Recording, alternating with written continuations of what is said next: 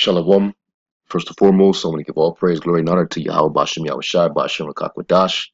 Double honor to the elder apostles of the great millstone who were well that taught us this truth. Much love, greetings, and salutations upon the tabernacle of David, though for elect, scattered throughout the four corners of the earth.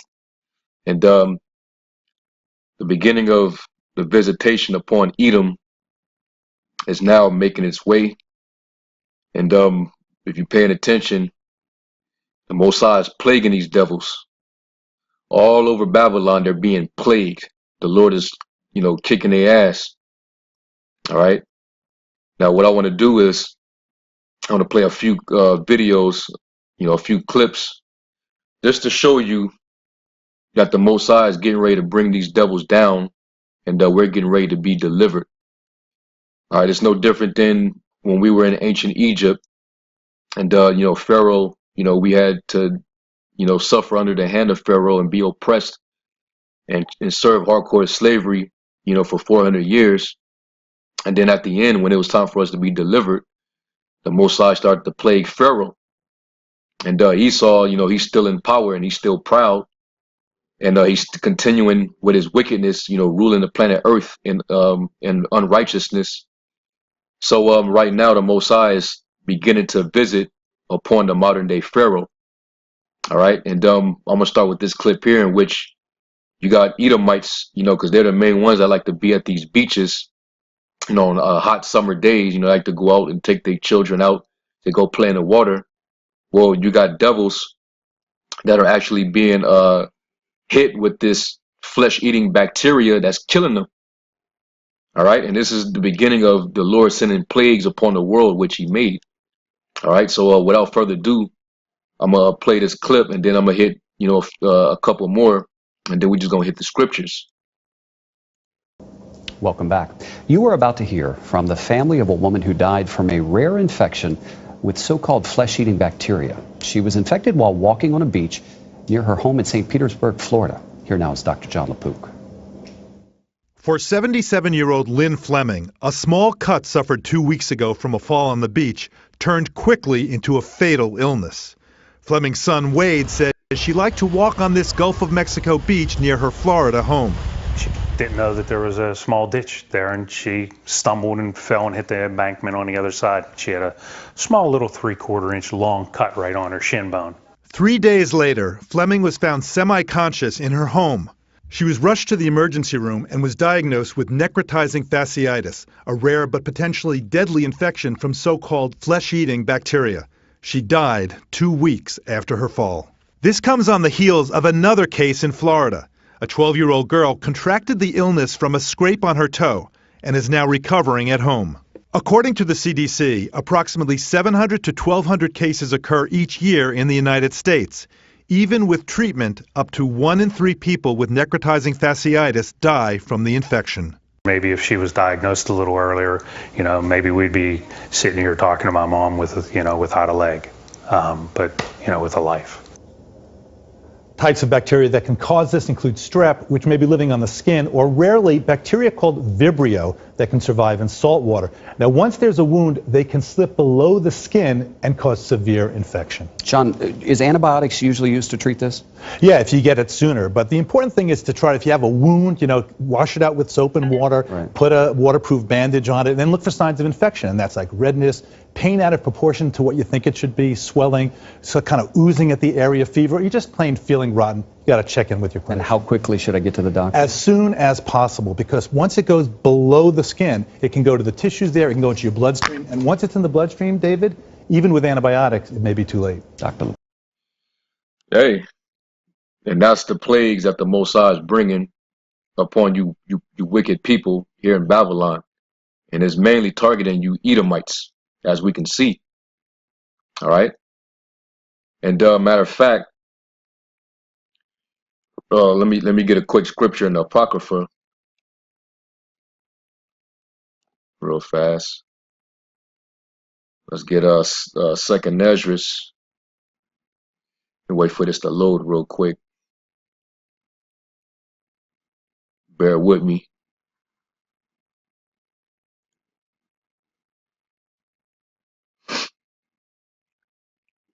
All right, let's get Second Esdras 16 and verse 5, it says, plagues are sent unto you, and what is he that may drive them away? All right, so the Most High is the one that's bringing the plagues down. All right, and these plagues are sent as a scourge for amendment, which the wicked, they don't know how to do right. They don't know how to correct themselves. All right, the Most High created them to be the wicked, so they're not going to turn from their wickedness. So the Most High is going to just ultimately, jack these devils up. All right, let me jump down to verse 8. It says, the mighty Lord sendeth the plagues, and who is he that may, or it's like it, and who is he that can drive them away? All right, and the ultimate plagues, the last plagues, are going to be those nuclear missiles, which is going to finish America up after the Most High brings all type of calamity. All right, famine. Okay, all type of calamities, man. And 2/3 of our people, they're going to be caught up in this too, because they refuse to repent of their wicked ways as well, following this devil. Still want to be homosexuals, transgenders, lesbians. Still want to worship in plantation Christianity, pagan Roman Catholicism. All right, so the Most High is going to get Jake too. Let me get 2nd Ezra 15. Let me get on Jake real quick and get back to Esau. Is 2nd Ezra 15 and verse 27. It says, for now are the plagues come upon the whole earth, and ye shall remain in them. And this is for you, the wicked 2/3 of our people. All right, you're going to start dying of these plagues and pestilences as well, these diseases, because you're not right. And the Lord has his men out there on the highways and byways, trying to warn you to repent and to come from your evil, wicked ways, but you're not going to do that. All right, so this is what the Heavenly Father says to you. It says, for the Most High shall not deliver you, because you have sinned against him. All right. As a matter of fact, let me start up just so you can know that this is talking about the Most High. It says, I will not spare them. Go your way, ye children. From the power defile not my sanctuary. For the Lord knoweth all them that sin against him, and therefore delivereth he them unto death and destruction. That's why it says in Amos 9 and 10, the sinners of my people shall die by the sword. Okay. But getting back on Esau, you can see it's beginning, on him.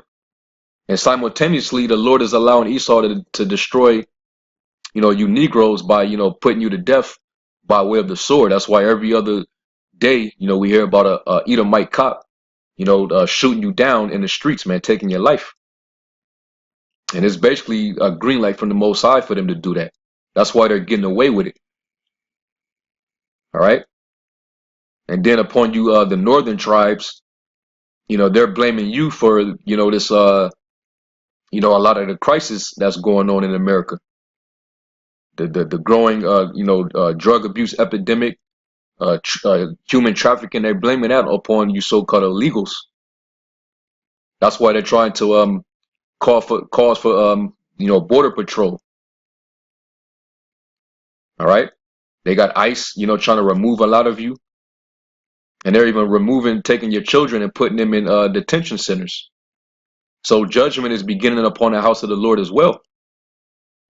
And he's also going to get those of you that know that you're Israelites, that are part of the circumcision as well. The Most High is he's going to leap on everybody, man, if you're not of the Lord's elect. All right, so now that I didn't address that, let's get back on Esau. So let's get another one, and this is dealing with the opioid epidemic, which there's been a problem for years now.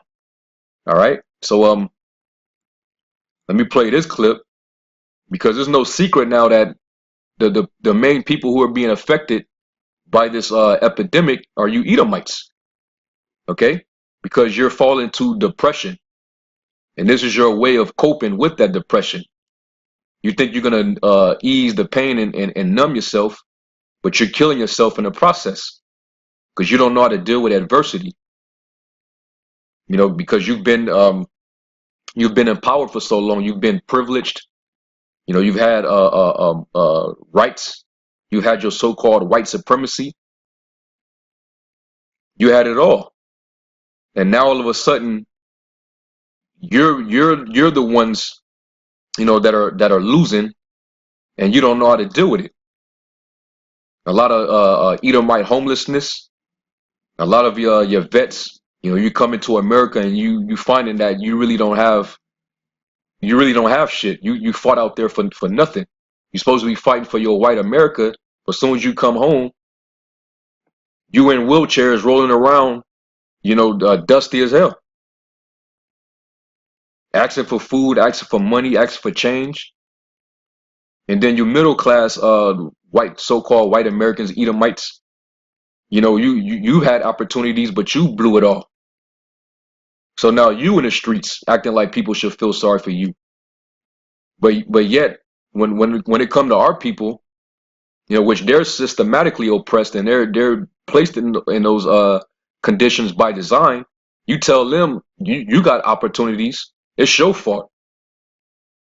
Why don't you get over it? You know, you niggas are lazy. Blase, blase. You say what you got to say about us, but now that is occurring to you. Now the world got to feel sorry for you. Nah, man. Them curses is coming upon you now. All right. Now you get to feel what it's like to be in our shoes. So let's play a little of this now. An opioid epidemic is ravaging parts of this country. President Trump has declared it a public health emergency. Last year, overdoses killed some 64,000 people. It's being compared to the AIDS epidemic of the 1980s and 90s. The face of the opioid epidemic, which were caused by Edomite scientists who were being used to commit basically a genocide upon you tribes, man. The Tuskegee experiment, that was an act of eugenics against you Judites, and it was coined or crafted by so-called white men, Edomites, and they even admit to that. All right, they're responsible for the Guatemala syphilis experiment and many other things, man. They also responsible for the crack cocaine epidemic going back to the Reagan Bush era through the CIA. So now it's coming back upon your own pate now. Let me get another scripture. Let's get the book of Psalms. And let's get chapter. Let's get Psalms. I want to say it's 9. This is Psalms chapter 9.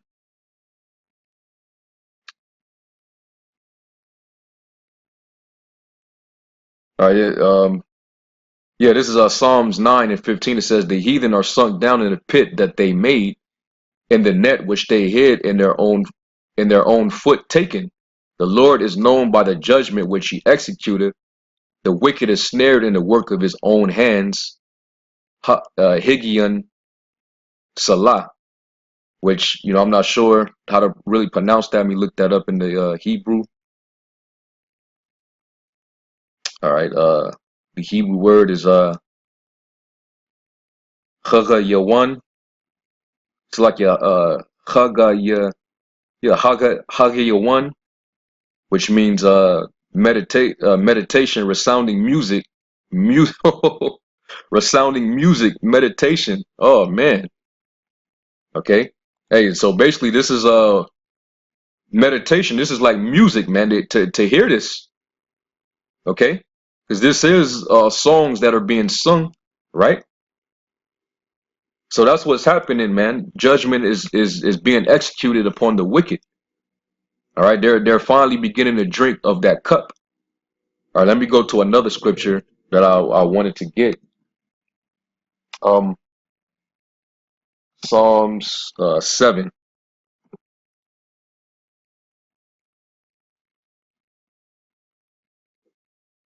This is Psalms chapter 7 and verse 14. It says, "Behold, he travaileth with iniquity, and have conceived mischief, and brought forth falsehood. He made a pit and digged it, and is fallen into the ditch which he made." Hey, like Planned Parenthood, that was meant for us. But now that these women came out and he gave them women's liberation and feminism. So now his own women have been fighting for that right to kill their own, abort their own babies, man. Okay? And now you have, you know, these sluts among their women, these feminists, you know, that you know, they've been in an uproar about these different states, you know, bringing forth legislation to ban abortion, and they're doing this in the midst of their rapid decline in of their population. So basically, what they created, you know, as a weapon, as a pit for us to fall into, they fell into it themselves. All right, and now it's beginning to affect them. Now it's becoming a crisis for them. All right, it says his mischief shall return upon his own head, and his violent dealing shall come upon his own pate. All right, so let's go back to this. So that's what's happening, man. Now you fallen by drug epidemic when at one point in time it was us. Okay, not to say that our people still ain't doing drugs. You know, you still got our people. You know, they're part of that drug culture, man. Hip hop culture perpetuated it. All right, amongst you know, the rock culture, pop culture, they all pop drugs, man. And it's become really American culture. But thanks to you damn devils, man, you created it. All right, so now you got to deal with that. So let's continue. Has been mostly white. Now, that's because we have seen a massive increase in drug overdoses among young white adults, often in rural areas. But what's been happening in Black and Latino communities? For answers, we called up Dr. Andrew Kolodny. He's co-director of the Opioid Policy Research Collaborative at Brandeis. Dr. Kolodny, thanks for coming on. Thanks for having me. So by the numbers, white communities do seem to be suffering the most from this epidemic, or impacted the most. How is opioid addiction affecting Black and Latino communities? So our new opioid addiction epidemic is sparing African American and Latino communities. And it's striking when you look at the data, whether you're looking at overdose deaths or emergency room visits for opioid use problems or treatment admissions for opioid addiction. It's very clear that this epidemic is overwhelmingly white, and it begs the question, why? I can share with you. Hey, and I'm going into why. Okay, now is your judgment, and now the Lord is beginning to visit you devils, man. All right. Now he said that it's sparing the so-called Black and Hispanic population, so we're not really being affected by it. There's maybe a few of us, but the overwhelming majority of those that are affected by this crisis are Edomites. So this is your problem. Okay? And that's good for you. All right? And let's go from there to this right here. All right, I want to play just a minute, maybe a little over a minute of this video. Okay? Hey, we at the beginning of the end of you Edomites, man. Okay? It's time for you to drink up. So let me play this one. White deaths now exceed white births in the majority of states in America. That means more white people are dying than are being born in 26 states. A demographic trend that will have profound effects on America. I read this from the New York Times, and I quote, "Deaths now outnumber births among white people in more than half the states in the country," demographers have found, signaling what could be a faster than expected transition to a future in which whites are no longer a majority of the American population. The Census Bureau has projected that whites could drop below 50% of the population around 2045, a relatively slow-moving change that has been years in the making. But a new report this week found that whites are dying faster than they are being born now in 26 states, up from 17 just 2 years earlier. And demographers say that that shift might come even sooner. End quote. Now that all right, so hey, beautiful, man. These devils are slowly but surely dying off. And this is why they're getting very, very antsy. All right? They're getting very agitated. This is why they're acting up. This is why their true colors are showing. That hatred that they have for Jacob. Okay? Their cops are allowed to start killing you Negroes. If you sneeze wrong and you bend down and tie your shoelace, any little thing that you do, they're trying to kill you off because they're trying to preserve their population and to prevent themselves from being outnumbered. This is what Esau fears. Okay? So he's going to get more aggressive in these last days, man. And he's already beginning to do that. So he's going to have that wrath is going to come down upon all 12 tribes of you that are here in Babylon the Great, the states. All right? Because he's getting ready to go down, man. Okay? So this is beautiful news. Don't even worry about these devils and the hell with them. Somebody, one of these devils, piss you off in traffic, or they looking at you funny, or they say something, remotely derogatory or racist towards you. Hey, just laugh in their face, man, because they're the ones that's losing. They're the ones that's being brought down. Okay, we were already down, and we're being actually brought up. So let me hit these scriptures. All right, and I'm gonna just hit them back to back, and then I'm gonna just close out. This is Jeremiah 47. It's like Jeremiah 49:7. Concerning Edom, thus saith the Lord, power of hosts. Is wisdom no more in Teman? Is counsel perished from the prudent? Is their wisdom vanished? Yeah, all this wisdom, all this knowledge and technology that you have, you just can't seem to draw back these plagues that's destroying you, that's attacking you. Because you're wise to do wickedness. Okay. And you've been using it really to destroy the poor, the tribes, the so-called Negro, Latino, and Native Americans, man. All right, but now it's coming upon you, and now you have no control over it.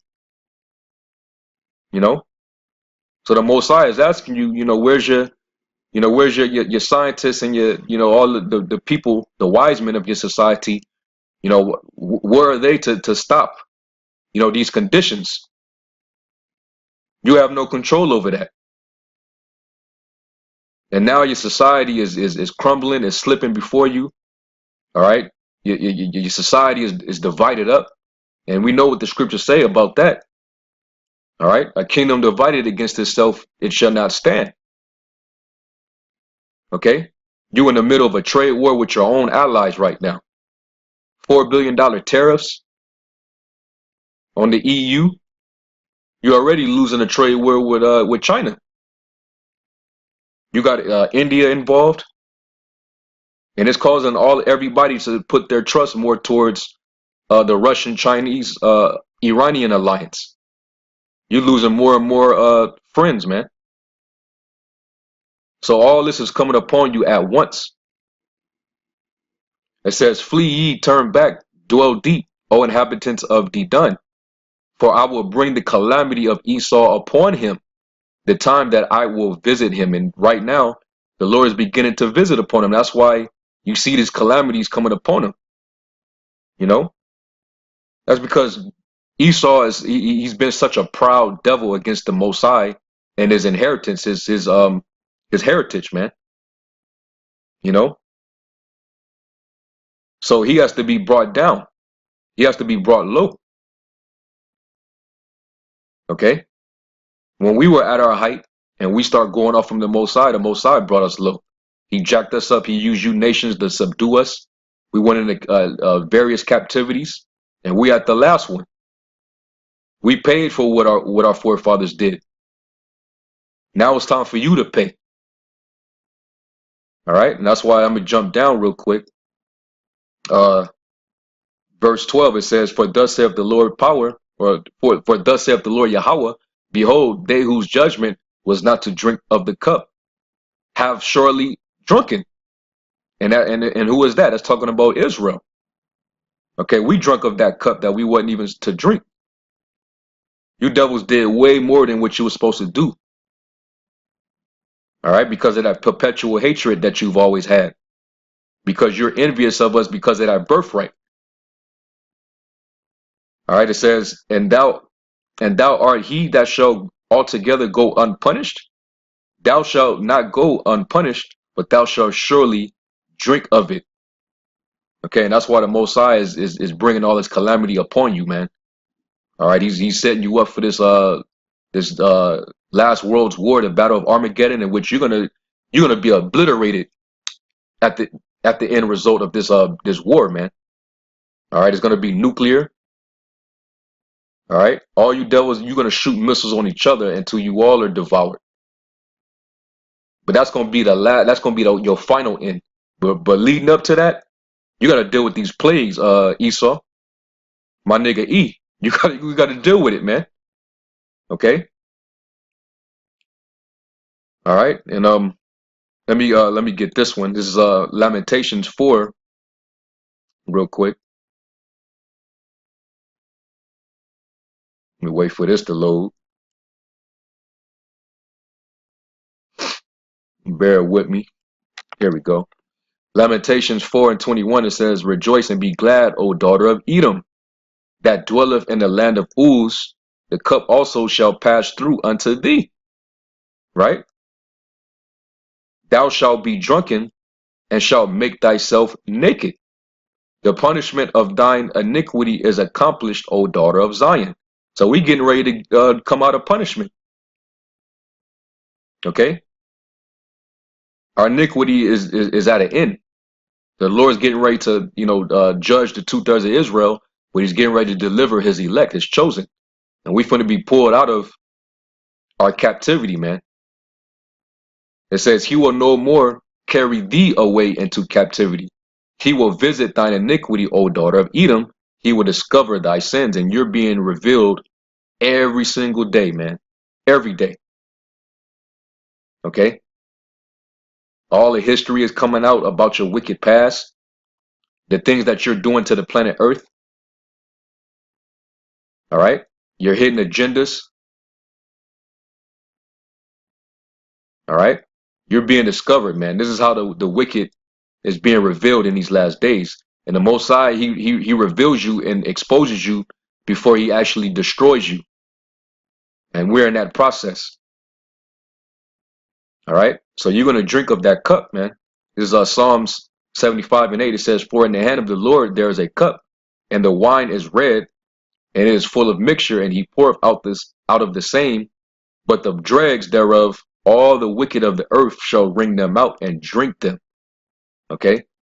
And basically you're going to take on those curses, all right, that we had to suffer. Okay?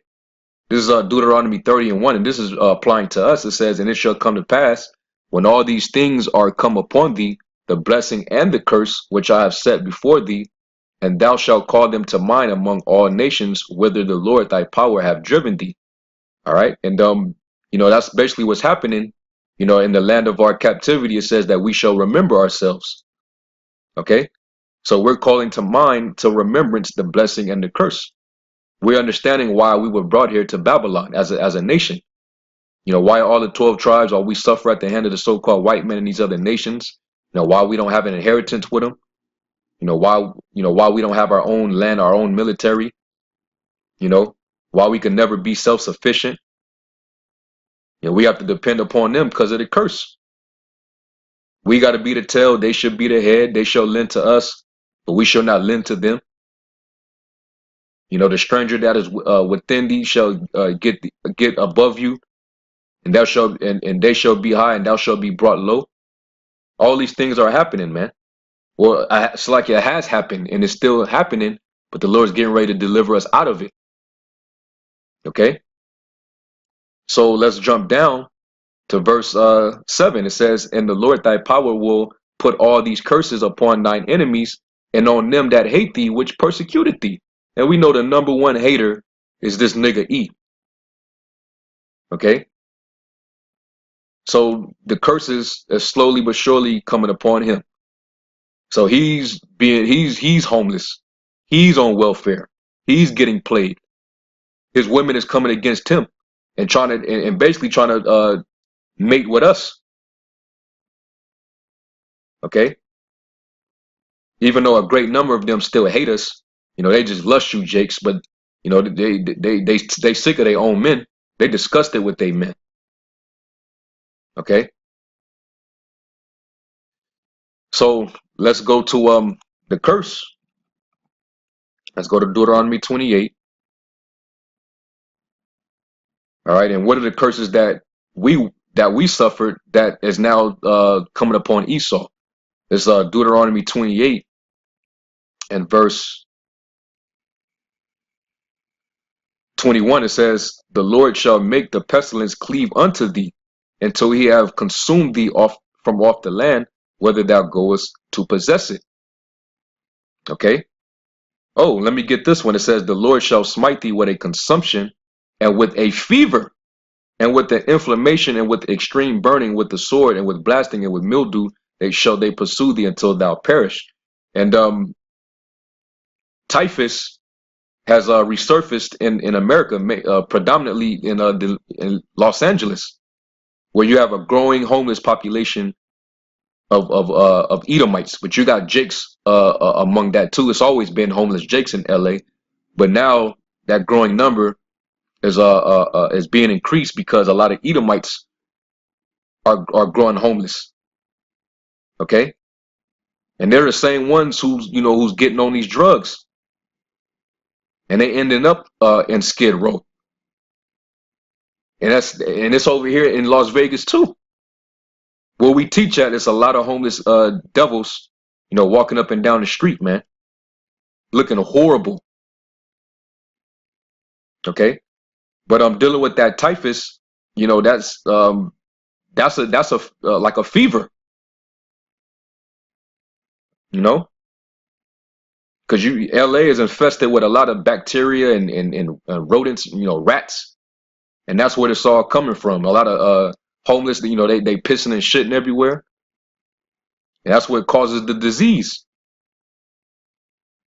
So the Lord is smiting you with the diseases, man, the pestilences, the fevers. All right, you got the Black Death coming back. So these curses is pouring out upon you people, man. Now let me jump down to verse 58. And it says, "Therefore thou shalt Salakia, not that verse 58. It says, "If thou wilt not observe to do all the words of this law that are written in this book, that thou mayest fear this glorious and fearful name, Yahweh thy power," which Esau he took the Bible, like it says in Psalms 50 and 16, until the wicked, what hast thou to do to declare my statutes, or which thou shouldest take as my covenant in thy mouth, seeing thou hatest instruction and casteth my word behind thee. You didn't, when you took this Bible, as Christians, you were supposed to govern the lands that you possessed with the Bible, but you didn't do that.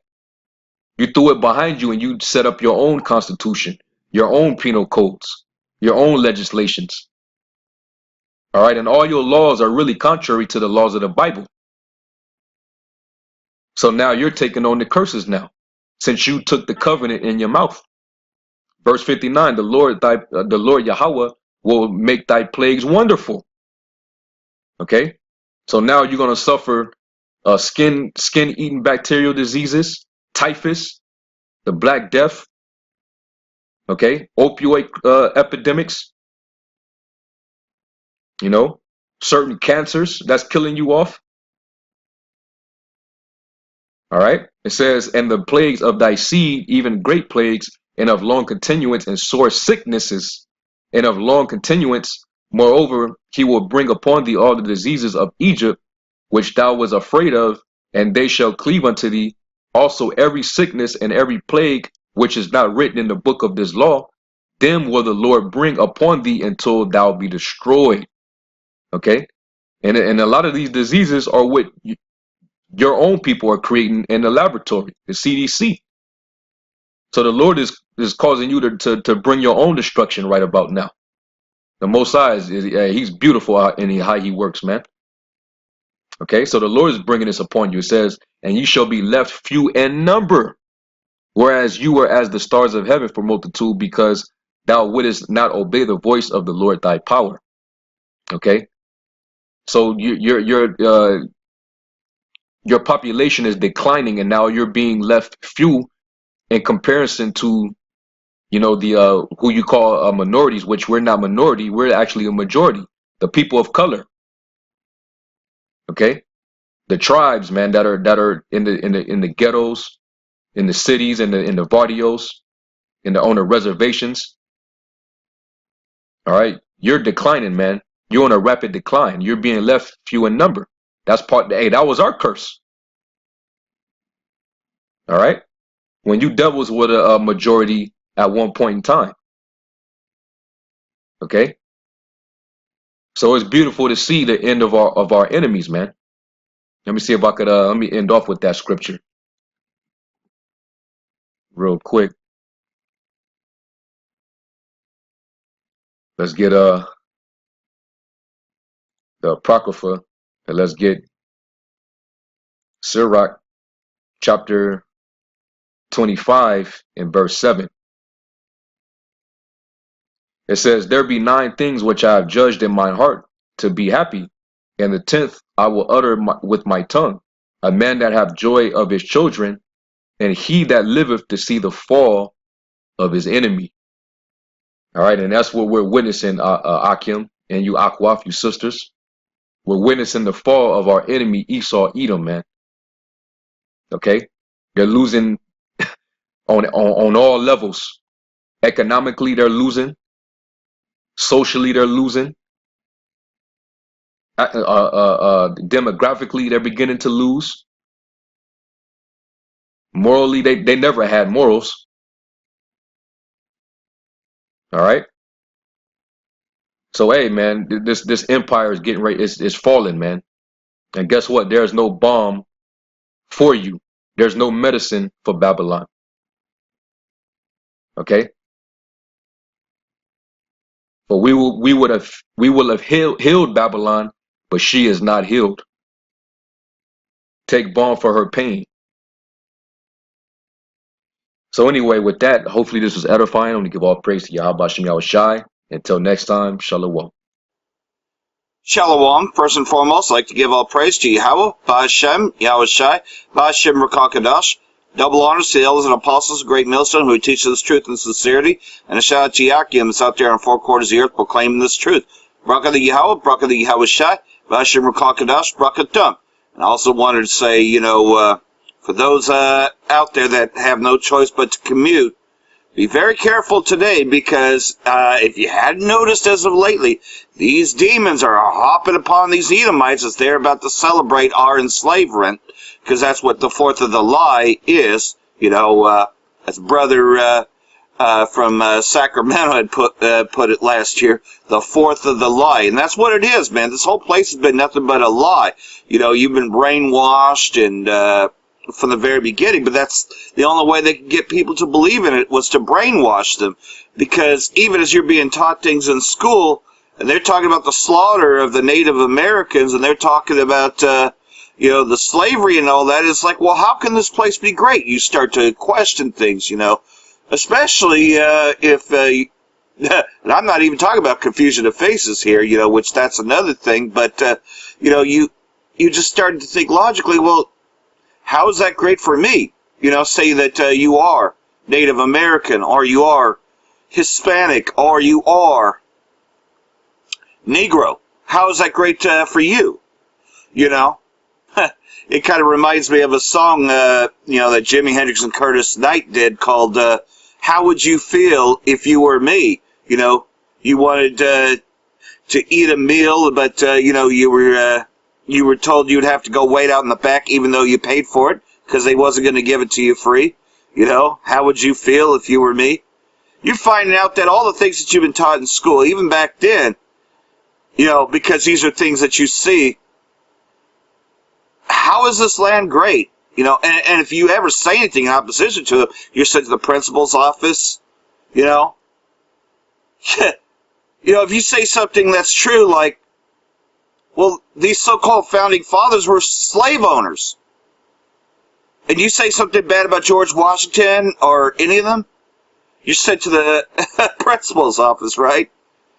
But somehow deep down you always knew that this was not what they were portraying, but, you know, that's the witchcraft to teach you their bullshit since you were young. Because the only people that can really love this place is so-called white America, you know. And me being a confusion of face, I was never with so-called white America. Because, you know, I would find out later on in life I was a confusion of face, man, you know, and just there was just so many other things, man. I just did not fit in with this world. They tried to mold me in, you know, they gave me labels, said that I was delusional because I didn't fit in with so-called white America, you know. I didn't believe in it, man. You know, I hated this place. Well, that's just it, though. The Most High hates this place. So, Rakal Kadash, even though I didn't have the full revelation yet, Rakal Kadash was always working with me because, you see, we'd been predestined, you know. And we have to believe with a whole heart and have faith that Rakal Kadash was with us from the very beginning. And Rakal Kadash gave us this understanding later on in life where we would understand everything. And now all the pieces fall into place. So Babylon the Great is being hit with plagues big time because Vladimir Putin yesterday has now suspended the INF treaty. There's another brother that brought it up that's reading the article, so I'm just going to let him teach it, man. It is called "The Sound of Battle is in the Land and of Great Destruction."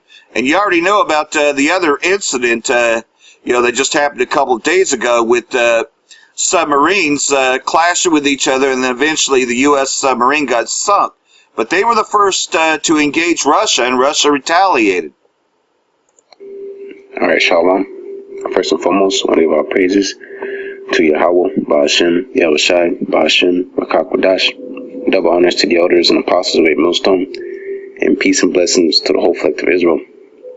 As you can see, the title of this article, Putin signs a law suspending INF treaty with the United States. You know, this is one of those things, you know, going into 2nd Ezra 9th chapter about measuring thou the time diligently in itself. All right, when Mosai said, "We shall hear wars and rumors of wars," you know, things like uproars of the people, you know, earthquakes in diverse places and things of that nature occurring here on the earth. You know, we know very well that this is the time where the Most High is getting ready to visit this earth, and these missiles have everything to do with that. All right, because these are the weapons of the Most High's indignation. All right, the Most High Yahweh Shem Shai is a man of war. All right, and the Most High ruleth in the kingdom of men. You know, he sets one up, and he brings one down. Okay, but at this time he's setting up these rulers of these nations to come up against each other. You know, and ultimately they're going to try to they're going to come together to fight against the Lord when he returns. You know, but of course to no avail, and the kingdom of heaven being established here on the earth. All right, but these nuclear missiles, you know, are going to be for exclusively being so-called America. All right, being Babylon the Great. All right, which has lived so deliciously and lived lavishly, you know, by the torment and destruction of others. All right, and especially being the so-called Negroes, Latinos, and Native Americans. All right, being the children of the Most High. All right, so these inventions that, you know, these devils created are going to be for their own demise. All right, and that goes into one part of that being a snare to them. You know, they're going to fall to the devices that they have imagined. All right. But here, let's read some of this article. Russian President Vladimir Putin has signed a law suspending the Cold War era INF Treaty. And INF Treaty stands for Intermediate Range Nuclear Forces Treaty. Putin announced in February that he would halt participation in the treaty after Washington's abrupt decision to pull out of the agreement. All right, so you know that's why the Most High says, "Let every man be a liar, and the Most High be true." All right, you can't trust You can't trust these devils, all right, because they'll say one thing and do another. You sign a treaty, all right, you make a covenant, and then you suspend it, saying, being double-minded, just being a deceiver and a liar, all right. But the Most High, the Most High is a man that he shall not lie. The words that he said shall always stand and always will be, all right. That's why we put our trust upon the Most High. Nonetheless, here's what the treaty did. The treaty eliminated nuclear and conventional ground-launched ballistic and cruise missiles with ranges of 500 to 5,500 kilometers. Both sides have repeatedly accused each other of violating its terms. So, behind closed doors, they're developing weapons, and they terminated the agreement a long time ago. Because again, the Most High is building up these nations, especially Russia, to come against so-called America. All right, Satan is casting out Satan because the Russians are Edomites also. All right, but let's get in the point of this lesson is just getting in on these nuclear missiles, which is a heavy part to do with prophecy. I'm gonna come back here to Jeremiah chapter 50, but let's go to Isaiah's 9th chapter and read the 5th verse. For every battle of the warriors with confused noise and garments rolled in blood, but this shall be with burning and fuel of fire. All right, modern day warfare is going to be fought with missiles.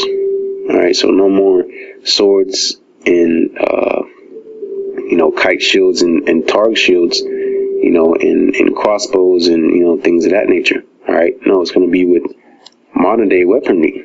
All right, that's why you have shotguns and AR-15s and AK-47s and whatever else kind of new stuff they got. I don't keep up, but and ultimately, these nuclear missiles. This is modern day warfare. All right, and this is about prophecy. Okay, so these things were written in the time where these things weren't invented yet. So they used the terms or the weapons used in that time, which was arrows and swords, and it's still the same thing. A sword and a sword is a weapon of destruction. Okay, the modern day sword is a gun. All right, the modern day arrow is missiles. Okay, and it says right here, but this shall be with burning and fuel of fire. What is that talking about? That's talking about the times we're in now. All right, with these nuclear missiles are getting ready to be used. They're not just out for show. These things are out there because the Most High is getting ready to use them. All right, because these are His weapons. All right. So this is going back to Jeremiah 50, Jeremiah chapter 50, and start at verse 22. A sound of battle is in the land, and of great destruction. Okay, what is that? What is that talking about? We're in the midst of World War III. All right, a sound of battle is in the land, and of great destruction. These missiles are going to do great destruction, ultimately taking the so-called America out of the way, turning it to dust and ashes. All right, this is verse 23. How is the hammer of the whole earth cut asunder and broken? Cut asunder and broken. How is it? Firstly, because this is the plans of the Most High Yahweh Shai, it's going to be taken out again by these nuclear missiles. Continue. How has Babylon become a desolation among the nations? These nuclear missiles. All right. Continuing. I have laid a snare for thee, and thou art also taken, O Babylon, and thou wast not aware. All right. That's why Donald Trump is doing the things that he's doing, because he doesn't understand that he's being led into a trap. Okay, again, the production of these missiles is a trap. All right, because if they understood the latter end and that they will ultimately have to use these things, they wouldn't have made them in the first place. Oh, I wouldn't even say that, because they used them in Japan in World War II, but they didn't think they were going to be used on them. All right, the Most High is harden the hearts of these rulers. All right, because why? Because the king's heart is in the hand of the Lord. Okay, they don't understand that they're being moved. All right, like puzzle pieces, or I'll say chess pieces. Okay, they think they're only chess players. All right, but the Most High is the ultimate chess player. Okay, and the Most High has them in a checkmate. All right, But continuing, thou art found and also caught, because thou hast striven against the Lord Yahweh.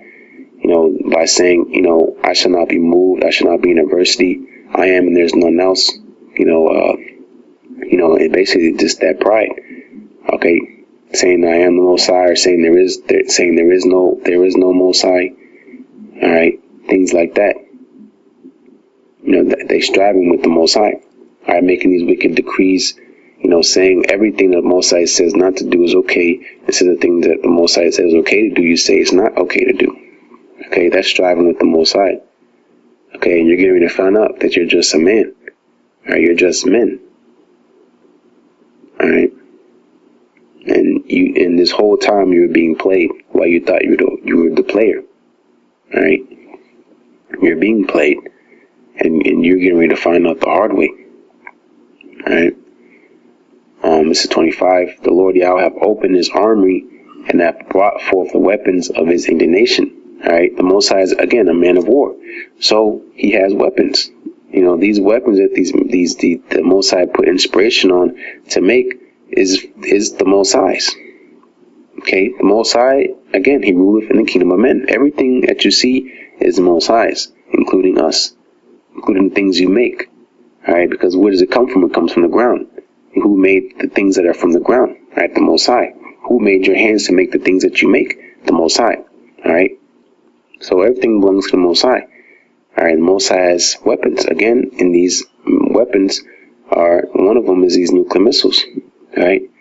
Continuing, for this is the work of the Lord Yahweh of hosts, of armies, in the land of the Chaldeans. The Chaldeans being descendants of Esau Edom, the Edomites. Right, the people of the Most High indignation forever. The people the Most High hates. And they're getting ready to see how much the Most High really hates them.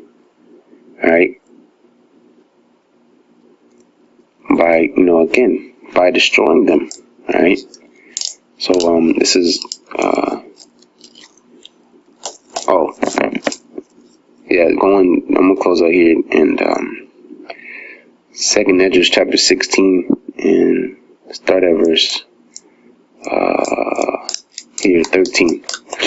For strong is the right hand that bendeth the bow. His arrows that he shooteth are sharp and shall not miss, when they begin to shoot into the ends of the world.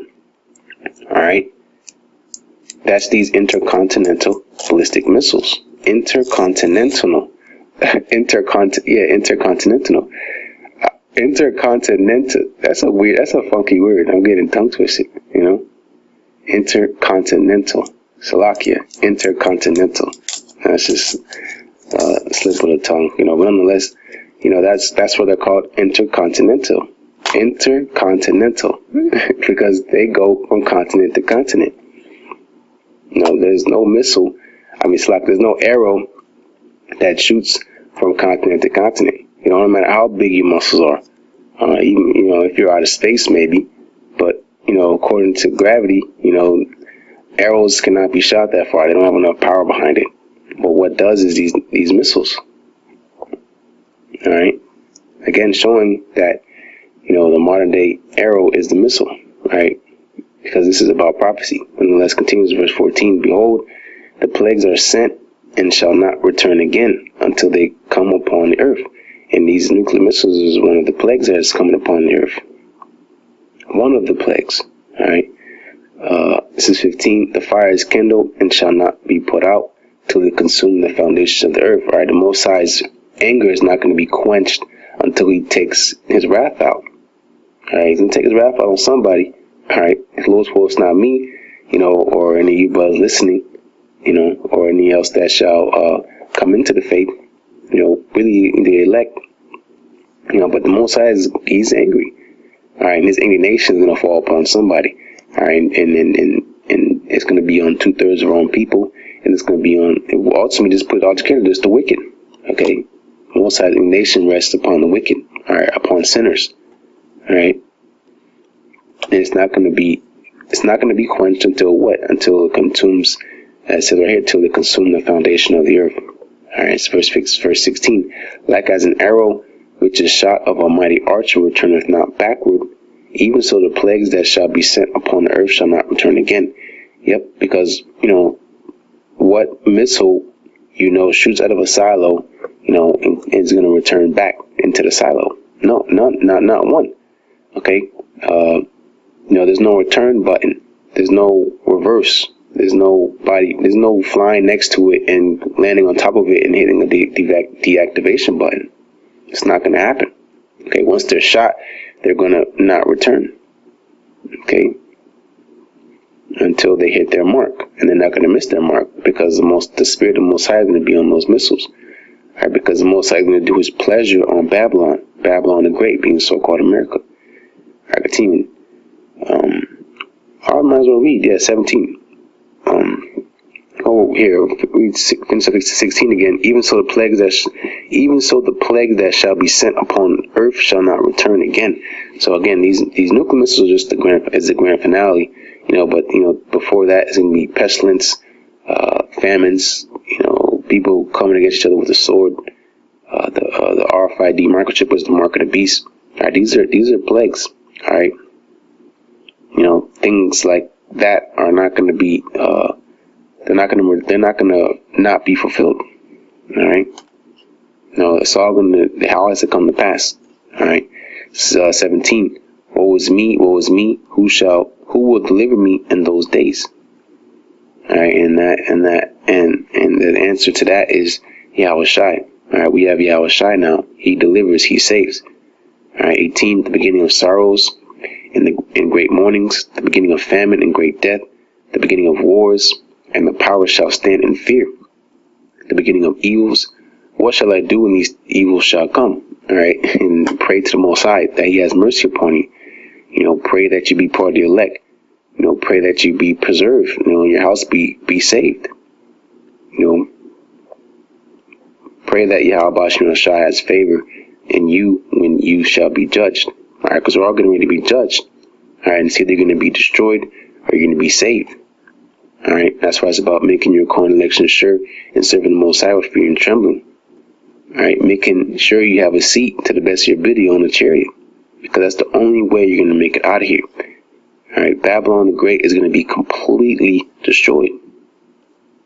There's nowhere to run, nowhere to hide. These missiles will seek out every place, that you try to hide. All right, in the elites that dig underground in these underground cities, they're going to be taken out also. All right, they'll survive the nuclear missiles and the fallout, but they're going to be grabbed up and be the first fruits of slavery. And any of you 2/3 that survive these nuclear missiles, you're going to be destroyed also by the hands of the Most High's anointed. All right, so you just got to make sure you're not on the other side of the court. All right, because a lot of people are getting ready to be taken out. All right, but remember, the Most High's mercy is great. All right, and if you do the things you're supposed to do to the best of your ability, all right, the Most High will take care of you. All right, and you got to believe that. All right, don't let this evil pertain to you. All right, this evil is for the world. All right, that's why you have to come out of the world. All right, so you don't have to partake in the plagues that are coming. But nonetheless, those ones edifying. And as always, I give all praises to Yahweh, Ba'ashem, Yahweh Shai, Ba'ashem, Kakwadash. Double honors to the elders and apostles of Great Millstone, and peace and blessings to the hopeful elect of Israel. Shalom. All right, shalom. And that's just it, though. Making your call and election sure, that 2/3 are going to be purged out, man. And we're having a house cleaning right now, there's just certain things. I just am quite amazed that that's happening, though, that there are people showing up in just shorts. Come on, man. No, man. If you dress real nice for your boss, then why would you dress appropriately for camp? That's just common sense stuff. It's amazing that that's actually happening, but hey, apostles have caught it, man. It is happening, and just, we're not to line up our beards, our hair. These are just common sense things, of course. This ain't a fashion statement, Well, some people are treating it that way, and that's being purged out, you want to make sure your call of election is sure. Because one thing for certain, though, is that these plagues are falling upon the modern-day Egypt. And with all those things happening, and then you got the wars, rumors of wars. Moving on to wars, rumors of wars, and this is from Zero Hedge, and Press TV also follows this up. British Marines seize oil tanker headed for Syria in aggressive operation. A huge development Thursday regarding enforcement of Iran sanctions and the West's economic war on both Damascus and Tehran. British Royal Marines seized an oil tanker in Gibraltar off Spain's southern coast while it was en route to Syria, which is being called an unprecedented and aggressive move to enforce EU sanctions. So here we go, wars, rumors of wars, and Press TV follows this up. UK seizes Syria oil-bound tanker in Gibraltar on suspension of violating EU bans. So pretty much, though, man, this is going to push further towards war.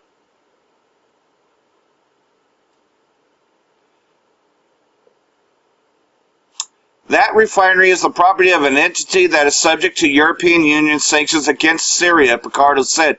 With my consent, our port and law enforcement agencies sought the assistance of the Royal Marines in carrying out this operation. So, again, you know, Syrian and Iranian officials have not yet commented on the report. So pretty much, though, you know, more aggression in Syria, you know, which has everything to do with oil. This war is being fought over oil. Anybody tell you that isn't, just doesn't know what the fuck they're talking about. And this from Syrian Arab News Agency. Syrian Arab Army and injures a number of al-Nusra terrorists in Hama countryside. So again, you know that anytime you know, Syria gets ahead, that's when you start to hear Israeli state Amalek bombing the shit out of them, right? Syrian Arab Army units conducted intensive strike against terrorist hideouts and movements in Hama northern countryside in response to their continuous attacks on civilians in safe villages and towns. Syrian Arab News Agency reporter said that the army units had detected movements of terrorist groups from Jabhat al-Nusra and al-Azza brigades in al-Zakat village and Latina town in the northern countryside of Hama, and targeted with intensive strikes their fortified positions and supply lines. A number of the terrorists were killed and injured, and their supply lines were destroyed as a result of the army's strikes, the reporter said. In the direction of Al-Jaban village in Hama northern countryside, an army unit destroyed with a guided missile an army for Jabhat al-Nusra terrorists, killing and injuring a number of the terrorists. And more from South Front. 6 improvised explosive devices, IEDs, exploded on a part of the Kirkuk-Ceyhan oil pipeline passing near Iraq's Mosul on July the 3rd. The IED attack caused a major fire on the 970-kilometer-long pipeline. According to the Iraqi side, the fire was contained after a short period of time. This was the second attack on oil sector-related facilities in Iraq within the month. In June, a rocket struck the Borgesia residential and operational headquarters west of Basra, which is home to a number of international oil giants, including US firm ExxonMobil, Royal Dutch Shell plc, and Italian Eni SPA. Then, mainstream media rushed to blame Iranian proxies, but no evidence to confirm such claims was provided. At least 50 members of Hayat Tahrir al-Sham, the National Front for Liberation, and the Turkestan Islamic Party were eliminated by Syrian and Russian airstrikes on Khan Shaykhun, Habit, Madaya, and other targets in Greater Idlib, according to pro-government sources. At the same time, units affiliated with the al-Qaeda-affiliated Waharid al-Muminin Operations Room raided positions of the Syrian Arab Army, SAA, in al-Mashari in northern Hama. According to militants, 7 SAA soldiers were killed. Additionally, 2 children were killed by militant shelling on the settlements of Azizia and Al-Razi. Late on July the 3rd, a booby-trapped motorcycle exploded in the city centre of Al-Suwaida. The Gabinet's health director told the Sana that 3 civilians were killed and 7 others injured as a result of the terrorist attack.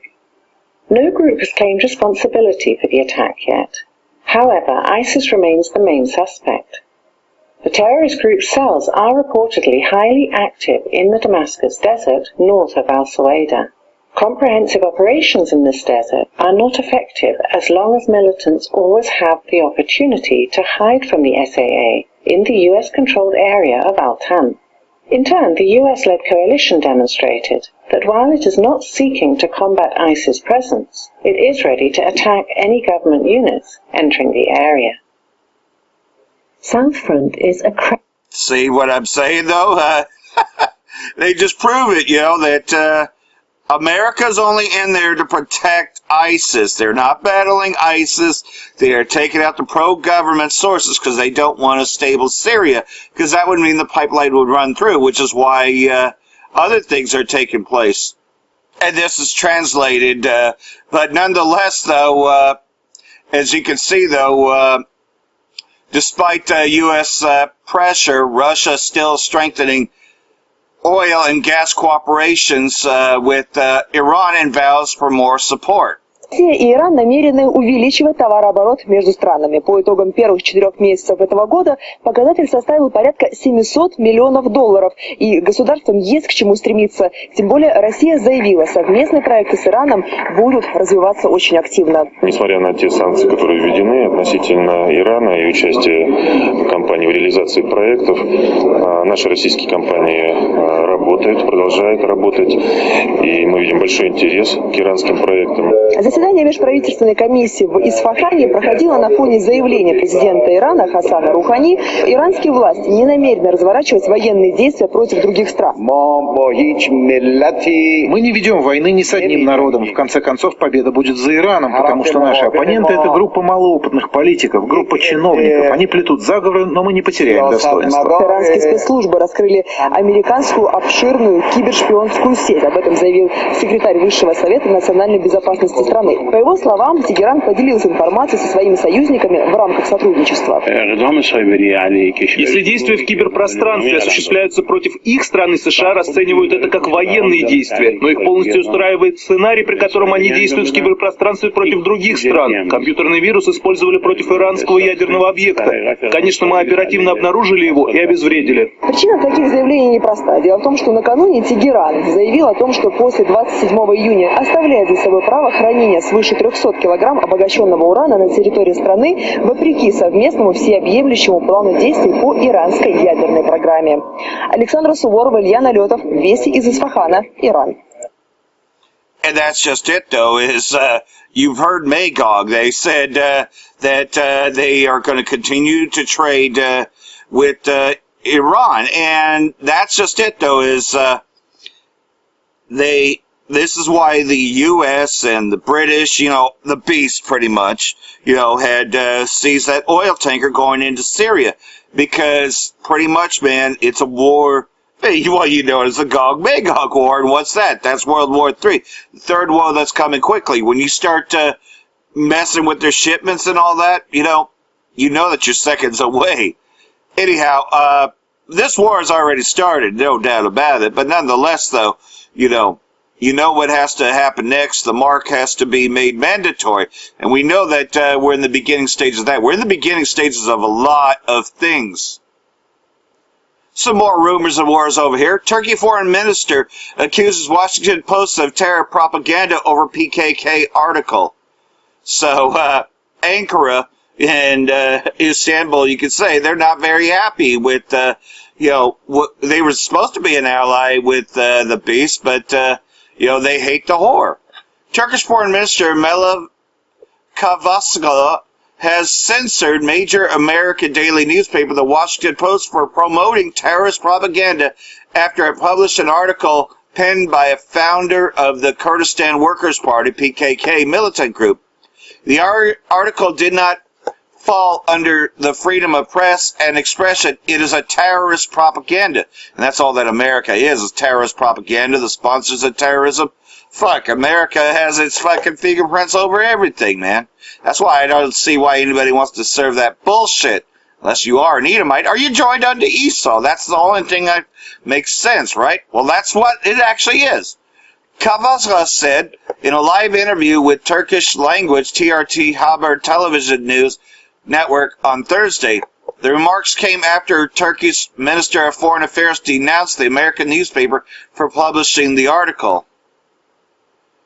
With the publication of the principle of preventing the promotion of terrorism, the most important commitment of the international community in the fight against terrorism has been seriously violated. Yeah, well, we know that Gomer has been playing both sides, of course, because they support their terrorist groups in Syria. The ministry said in a statement calling Simil Baka the ringleader of a terrorist organization that has brutally massacred tens of thousands of innocent people. Yeah, they should know because they've been illegally transporting fuel and putting it on the black market. Gomer's been doing this the entire time. But one thing for sure, though, these nations are all starting to support each other. Here's another one. Supporting Iraqi nation government's Iran's principled policy, Iran's defense chief. So pretty much they're in support of Iraq, you know. And this is what they had to say. We consider Iraq's security, stability, and advancement to be beneficial for the entire region and have irrevocably defended it, Hatami told his Iraqi counterpart, Najah Hassan al-Shama, on the phone on Thursday. Iran's defense chief was speaking to Shama to congratulate his recent appointment as the Arab country's most ranking defense official. So you see, Iraq and Iran are actually pretty much allies and have been for quite some time. And this is where the U.S. is trying to do what they can to break that up. But nonetheless, though, you know, well, there's more. Iraq breaks with Saudi on Iran during Mecca summit. So pretty much, though, Iraq also supports Iran. So, you know, Saudi, who's led by the Amalek, doesn't like this. So we'll take a listen to this. إننا في العراق ننظر إن جمهورية إيران الإسلامية هي دولة مسلمة جارة للعراق والعرب ويقينا لا نتمنى أن يتعرض أمنها إلى الاستهداف حيث تربطنا وإياها 1400 كيلومتر من الحدود ووشائج وعلاقات متعددة ويقينا أن أمن واستقرار دولة إسلامية جارة هو من متبنيات ومصلحة الدول العربية والإسلامية. المنطقة بحاجة إلى استقرار مبني على منظومة للأمن المشترك يعتمد احترام السيادة وعدم التدخل في الشؤون الداخلية ونبذ العنف والتطرف. فرصنا على أمن أشقائنا والأمن القومي العربي فالعراق سيعمل على بذل قصارى من حل سياسي مبني على مواجهة Well, nonetheless, though, you can best believe that they don't like this. So I'm going to read the translation here. Slovakia for it being another tongue, but nonetheless, though, Iraq has opposed the final statement of an emergency meeting in Saudi Arabia, which condemned what it called Iran's interference in countries of the Middle East region, which, of course, we know that the only one that's really interfering is Amalek, you know, because this is really Amalek's war, at least the flock drawing them out, which we know Saudi Arabia is a part of Amalek, always has been, you know, they are pretty much controlled by Amalek. Iraq has opposed the final statement of, a statement by the Persian Gulf Cooperation Council and the Kamuk issued after a wider summit both underlined the rights of Saudi Arabia and the United Arab Emirates to defend themselves against Tehran. So, you know, it's just rhetoric being built up. But Iraq does not support it. The statements mainly cited concerns about the recent sabotage attacks against the several ships of the UAE, which we know that that's a false flag. Both Saudi and Emirati officials have blamed the mysterious sabotage attacks on Iran, while Iran denies any involvement. So, you know, they're just trying to stir up the pot, you know. Which, of course, we know that these are all lies. Yeah, pretty much, you know, just kind of pushing the envelope a bit here. But wait, there's more. Well, we already know about ISIS. Let's not forget ICE, which are the same thing. Pediatricians release migrant children drawings of their time in U.S. border prisons. You know, them FEMA camps that have been set up for the Northern Kingdom.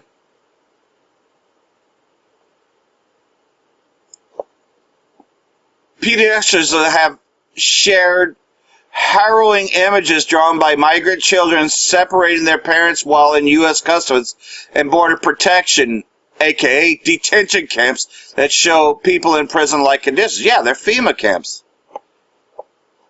You know, it reminds me of an old song by System of a Down. They're trying to build a prison. They're trying to build a prison for you and me to live in. Another prison system. Yeah, exactly. The drawings were released by a social worker at the Catholic Chateau Humanitarian Respect Center in McAllen, Texas, to the American Academy of the Pediatricians, who released them on Wednesday to U.S. media outlets. The shelter is the first place where many families can take their first shower, receive a clean change of clothes, and a hot meal after their arduous trek across the border. Yeah, right. Here's what it really looks like, though. Here's the prison systems, and you can best believe that car fire victims ended up over here too. Those that actually were stupid enough to go to the old Kmart Center and receive help from FEMA. Yeah, you get to go to a place like this. American concentration camps then and now.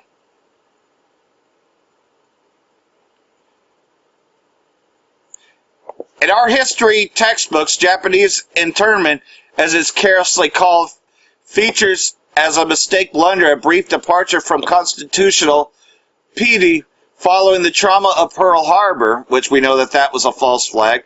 The summary detention of 120,000 people of Japanese descent, around 80,000 of whom were American citizens, can be more accurately described as one of the worst officially sanctioned crimes in the country's history. Oh, yeah, but they make no mention about Negroes, Latinos, and Native Americans, you know, but they go say that this was worse.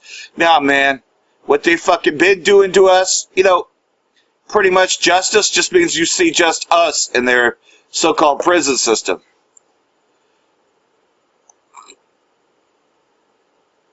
Try to find something to go on here. Oh, here's one. You won't hear Trump administration officials put things quite so baldly, but we do now on a regular basis hear spectacular tales of terror travel across the southern border, possibly funded by rich liberal Jews, which is talking about Amalek, in cahoots with lecherous Mexicans aiming to simultaneously steal jobs and leech off the welfare state.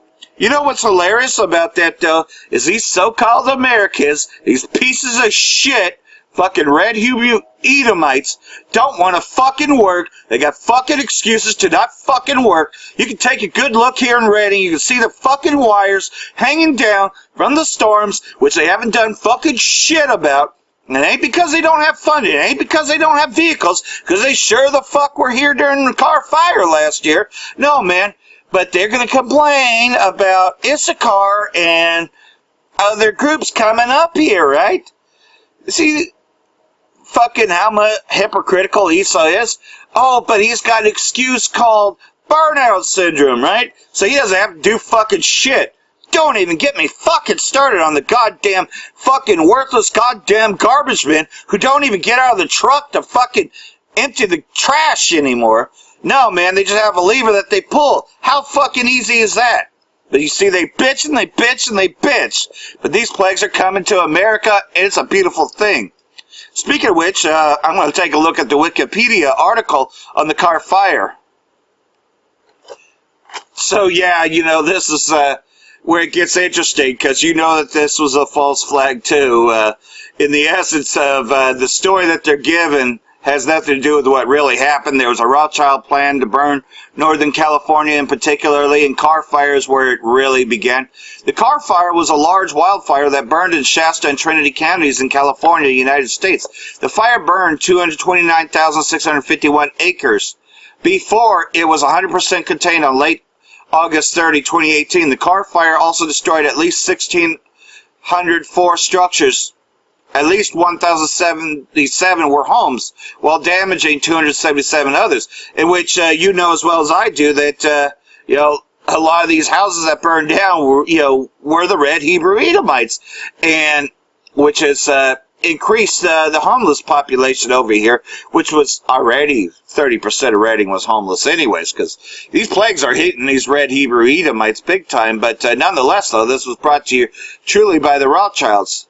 The car fire was reported on the road on July 23rd, 2018, at the intersection of Highway 299 and Car Powerhouse Road in the Whiskeytown district of the Whiskeytown Shasta Trinity National Recreation Area in Shasta County, California, near French Gulch. The fire was believed to have started accidentally by a vehicle towing a dual-axle travel trailer. Yeah, if you believe that, you're fucking stupid. One of the tires on the trailer blew out, causing the steel rim to scrape along the pavement, generating sparks that ignited dry vegetation along the edge of the highway, when caused the fire to spread quickly. Yeah, right. Like as if, and I looked at the fucking trailer. I don't have a picture of it here, but I looked at the trailer. It looks like a brand new fucking trailer, just a blown tire. If sparks were flying up like they say it is, wouldn't half of the trailer have been burned? But ain't no burn marks whatsoever. And why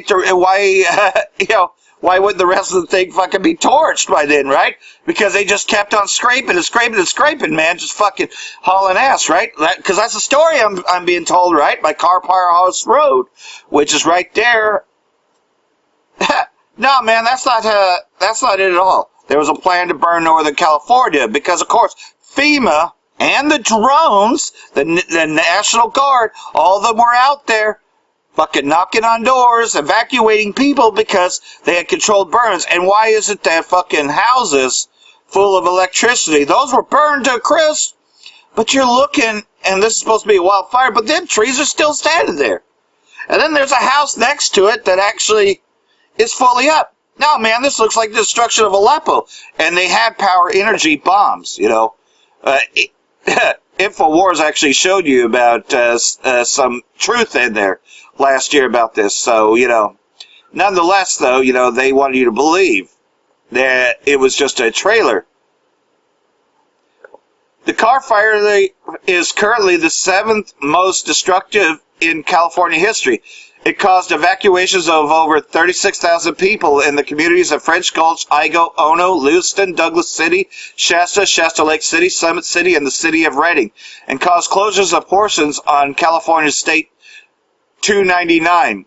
The fire directly impacted the water sources of Keswick Dam and Shasta Dam. The Car Fire Pet Rescue and Reunification Network was established after the fire was contained, and coordinates with the Tubbs Fire Pet Rescue and Reunification Network to help capture pets that were lost during evacuations. Yeah.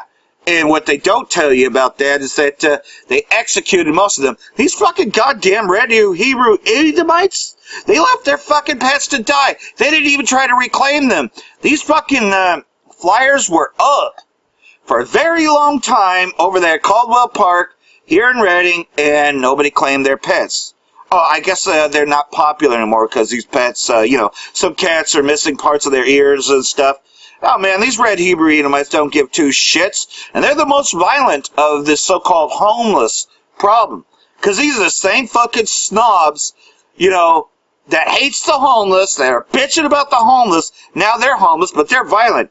Man, yesterday I was, and this is a funny testimony, right? I was in Taco Bell, and then here's this Red Hebrew Edomite, man. He just comes in there with a big, huge fucking igloo, and he fills the whole thing full of ice. Then he begins to pump water, but the manager at Taco Bell catches that, and he tries to say, well, I'll pay for that. He says, no, man, even if you pay for it, I'm not going to let you fill that up. And he started cussing them out, man. These Red Hebrew Edomites, man, they hold themselves not guilty, and they don't obey their rules, but they were aggressive about it, they just cussing them out and shit. It's funny as hell. They can't handle the shit that we go through on a normal basis, right? You know as well as I do that you can't just pay for a goddamn soda or water at a Taco Bell and come in with a big huge ice bucket and expect to fill that up and put your water in there. Come on, man. You know, I don't even think a bug out 2/3 would even try this now. Just some red Hebrew Edomites who find themselves not guilty. Speaking of being found not guilty, here's another article. A U.S. military jury is set to decide on whether to punish a Navy SEAL who was found not guilty of attempted murder of civilians in Iraq and killing a teenage captive militant. Jurors are due in courthouse at a U.S. naval base in San Diego on Tuesday. The 7-member jury had a war crimes trial acquitted Special Operations Chief Edward Gallagher of most of the charges. They include shooting an unarmed Iraqi civilians and fatally stabbing the badly wounded Iraqi captive. He was only convicted of unlawfully posing for pictures with a teenage detainee's dead body. President Trump intervened in the case months ago, ordering him moved from pretrial detention in a military prison to less restrictive confinement. The presiding judge later released Gallagher from custody in a rebuke to prosecutors.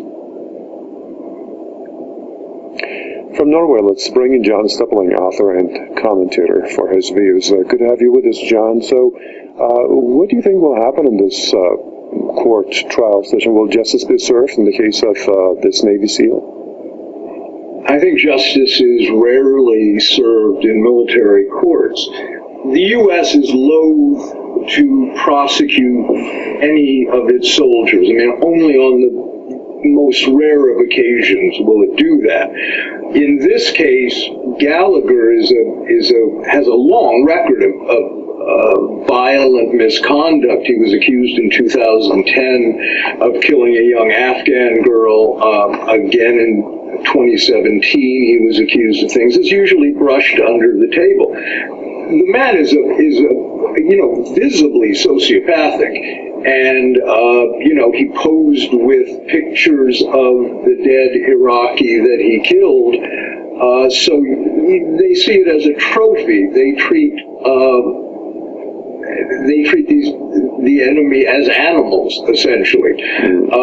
But this is a kind of frontier mentality that runs through American history, and it's deeply entrenched in a white male machismo, and Trump makes political capital out of this. Now look, Obama would have brushed it under the table too. All American presidents do. Trump makes a spectacle of it and is proud of it, and of course he's very adolescent emotionally himself, and so he likes to get close and pal up with these sociopathic killers.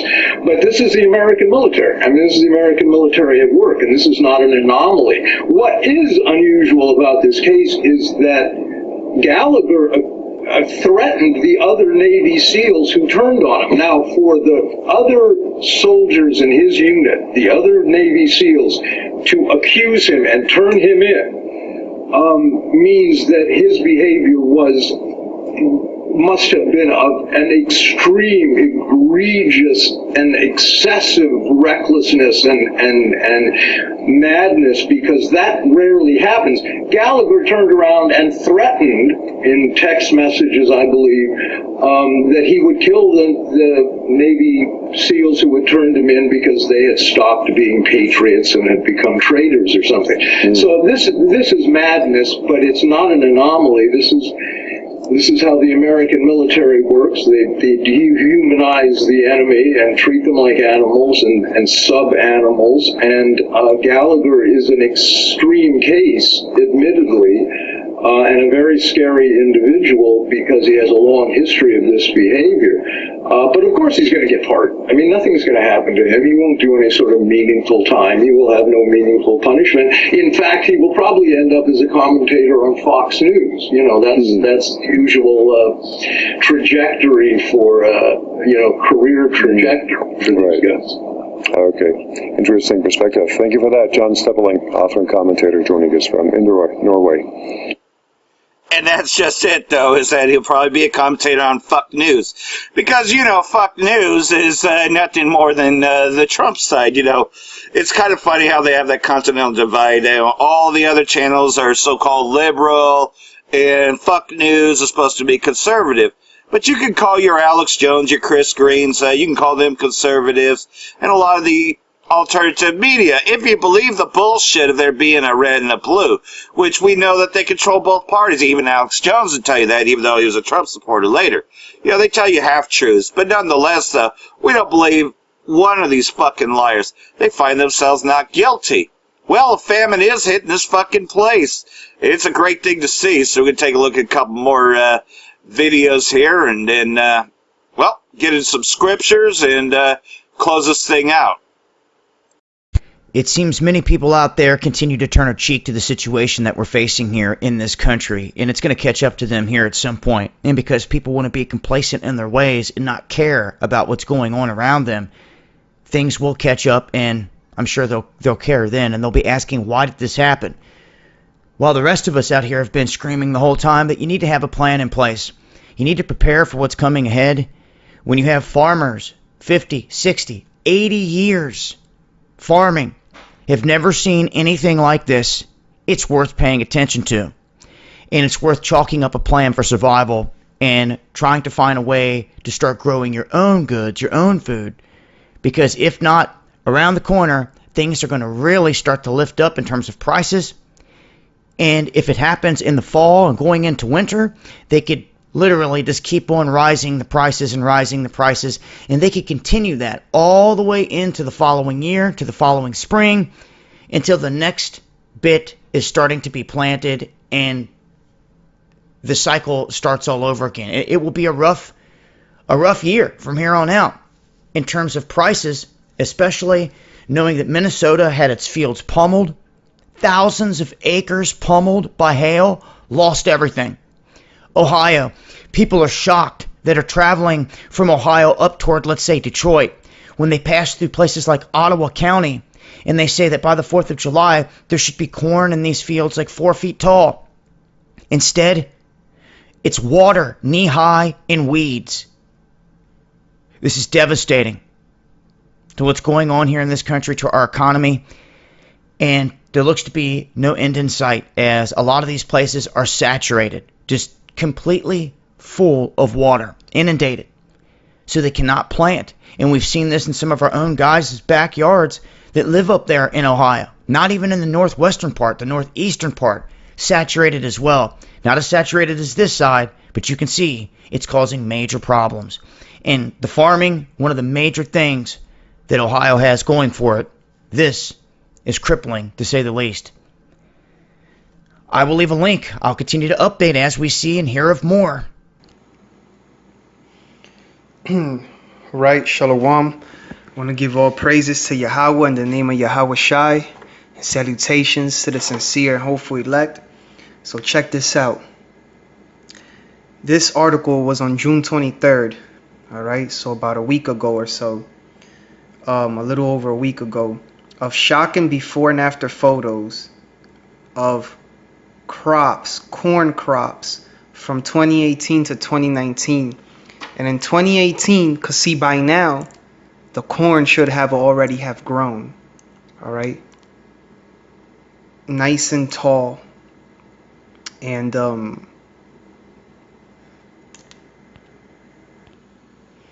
so usually by this time, the corn, right, should have already been growing nice and tall, because it should have already been planted in April. And by now, April, planted in late March, the soil getting readied in March, right, planted, already being planted in April, so that way in May, with all the heavy rain, it can grow during June, July, August. But guess what? In March, there was heavy snow, and the snow wasn't melting right away.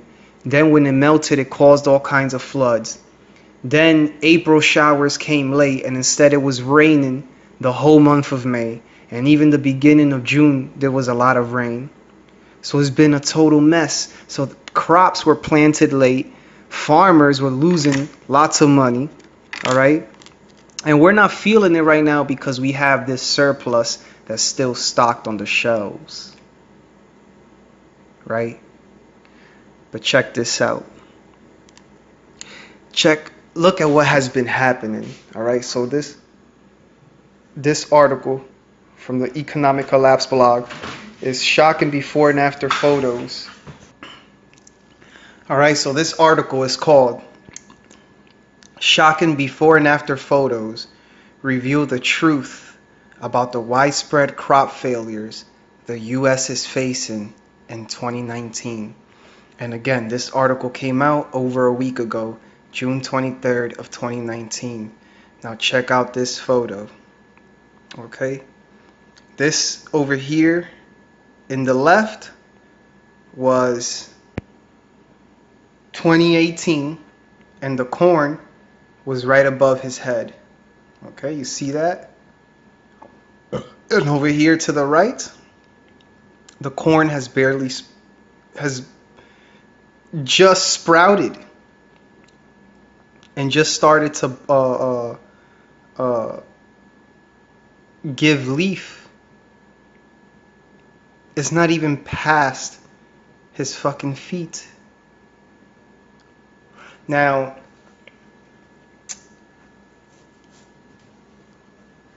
if you've been following early this year, what has been happening is the season, like I said previously, planting season has started to a rough start, and all the crops have been compromised.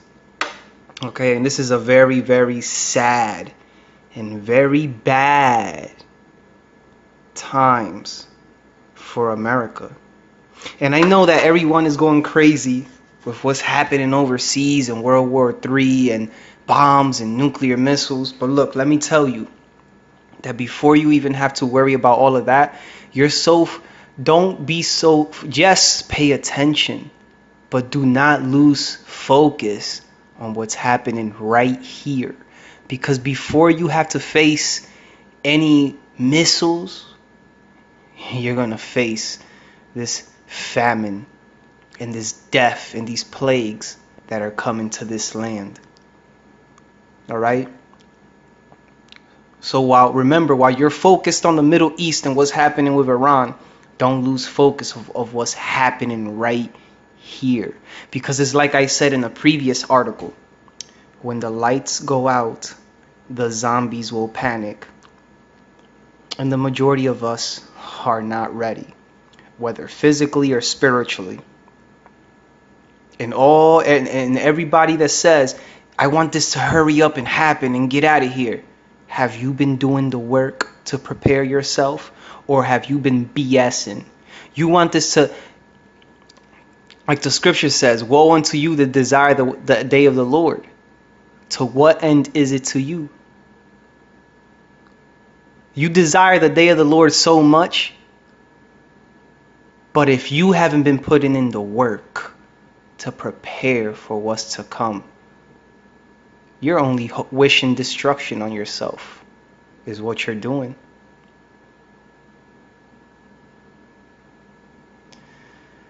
It says torrential rains have been hammering the heartland of America for months, and at this point, vast stretches of farmland in the middle of the country are nothing but mud. As a result of the endless rain and unprecedented flooding that we have witnessed, millions of acres of farmland will have nothing planted on them at all in 2019. And that is a major national crisis. But most farmers were able to get seeds planted in deplorable conditions, and now they are desperately hoping that something will actually grow. Unfortunately, on farm after farm, what is coming out of the ground looks absolutely terrible. Even if we get ideal weather conditions for the rest of the summer, there is no way that many of these fields will be ready before the first hard frost arrives. Winter. Because the growing season is from March to the fall. As you will see below, the truth is that we are potentially facing the most widespread crop failures in all of U.S. history. Okay? This is the biggest news story in America so far this year. Let me repeat. This is the biggest news story in America so far this year. And the mainstream media is finally starting to understand the gravity of what we are facing. Just consider the following quote from a recent Quartz article. The stories across the Midwest are wrenching. Scrolling through the NoPlant19 hashtag turns up dozens of posts about farmers staring out at soggy fields or farm equipment foundering in deep mud. It's likely many will see their harvests devastated this year, and global grain prices could spike. But of course, a picture is worth 1,000 words. And so let me share a before and after photo that a farming couple in Indiana named Kyle and Tori Klein recently shared on Facebook. And this is the picture that I just shared with you. So to the left was 2018, and to the right is present day 2019. Absolutely sad. Okay? These two pictures speak volumes to the crisis American farmers are facing this spring. Kyle is about 6'3", and the corn was nearly above his head. Most corn around our area is lucky to be out of the ground, let alone knee-high. It's just some food for thought for those who think farmers are rich or greedy or what have you. It's the reason food and gas prices will be getting higher as the summer goes on. I pray for those who didn't or still haven't gotten their crops in, for their safety and mental health. This year will be one to remember. And if you haven't been hearing, all right, there are many stories of every time that farmers have a tough time, some lose their minds and end up committing suicide. And you may say, oh, what's the big deal? You're just losing your... No. Do you have any idea? See, farming is not a job. It is a way of life. And not only is it a way of life, you have to get up early and you're going to go to bed late. It's not like a typical business. All right? You are one with nature, one with the earth, with the planet. Okay? And your livelihood and the livelihood of others depends on the cycles of the seasons, the climate, and mostly physical labor. Even if you got machines and animals to work the land, you yourself, the farmers, have to labor very hard. It's very different from working in a warehouse. This is tough labor. This is not for the weak or the people that don't want to get their hands dirty. And like I said, this is a way of life. Some farmers, which have been living on farmland from generation to generation, like the Amish. So this is Indiana. This is another farm in June 11th of 2018 to the left. And this is June 9th of 2019 to the right. This is a huge difference. I mean, these are crops over here to the left that are well on their way to maturity. This is corn we're talking about, which is a major crop. Don't just think, oh, it's just corn. No. Do you have any idea how much of the agricultural economy and all other economies just corn alone affects? And to the right, these are barely baby plants. Sad. And on top of that, they look wilted and dry. Some of them look like they're dying. Look, some of them are wilted, flattened, look like they can barely make it. Over to the left, they look healthy and growing. And this is something we do not think about because we live in our big cities and we go to school, go to our jobs, go home, we go out, we party, getting drunk and high, fornicating, enjoying the pleasures of life. And as long as you have money, you can go to the supermarket. You can go to the grocery store. And you can go to a restaurant and there it is. Magically, you order what you want. You pick and grab what you want. You go to the cash register. You either pull out a couple of fiat notes or you use your credit card. For some of you, you may already be chipping it.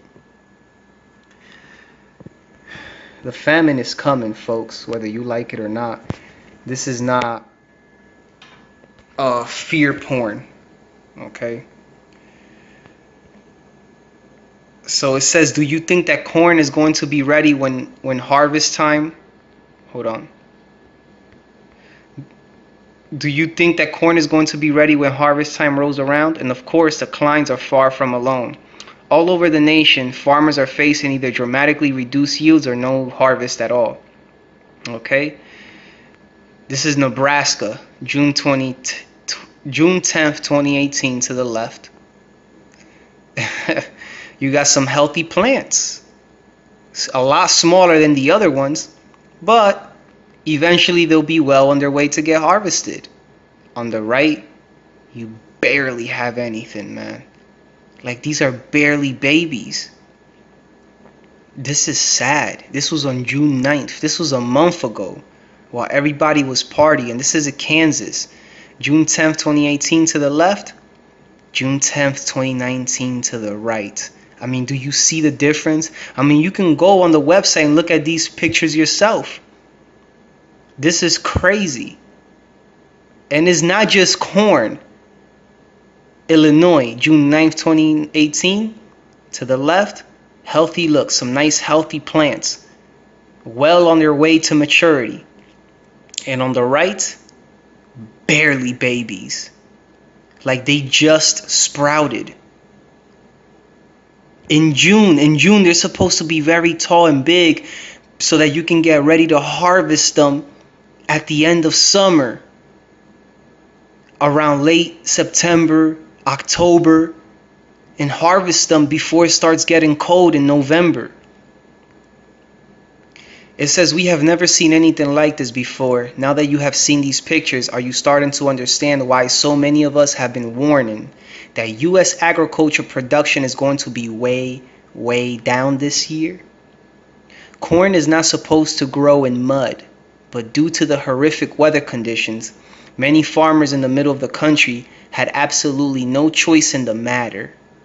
For example, corn farmer Scott Leibig confessed that he was ashamed of what the nightmarish weather conditions forced him to do. Leibig was doing something he had never done in his career, something his father and his grandfather never did either in their time working this same land for the last century. Like I told you, generations of farmers. I am ashamed of how I am planting corn today, Leibig told Campbell on the phone. This is terrible. He was putting seeds into mud. How could things actually grow in this mess? Because if you know anything about planting, seeds are not supposed to be planted in mud because mud is not stable soil. You need stable soil with the proper balance of nutrients and the proper balance of moisture, which is more on the drier side. So that way you have, when the seed begins to sprout and the roots begin to take hold, the roots, all right, if the this is why the ground must be tilled and hoed, okay? It must be plowed, all right, in order to soften the soil at the top so that the roots, because if it's too dry and hard, the roots will have a hard time going through. It's difficult to grow in.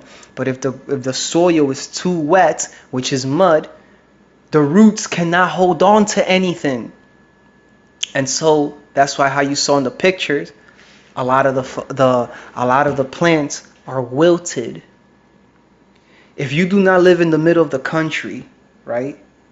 For those of us that live in the south, west, and east coast, all right, that are away from the madness.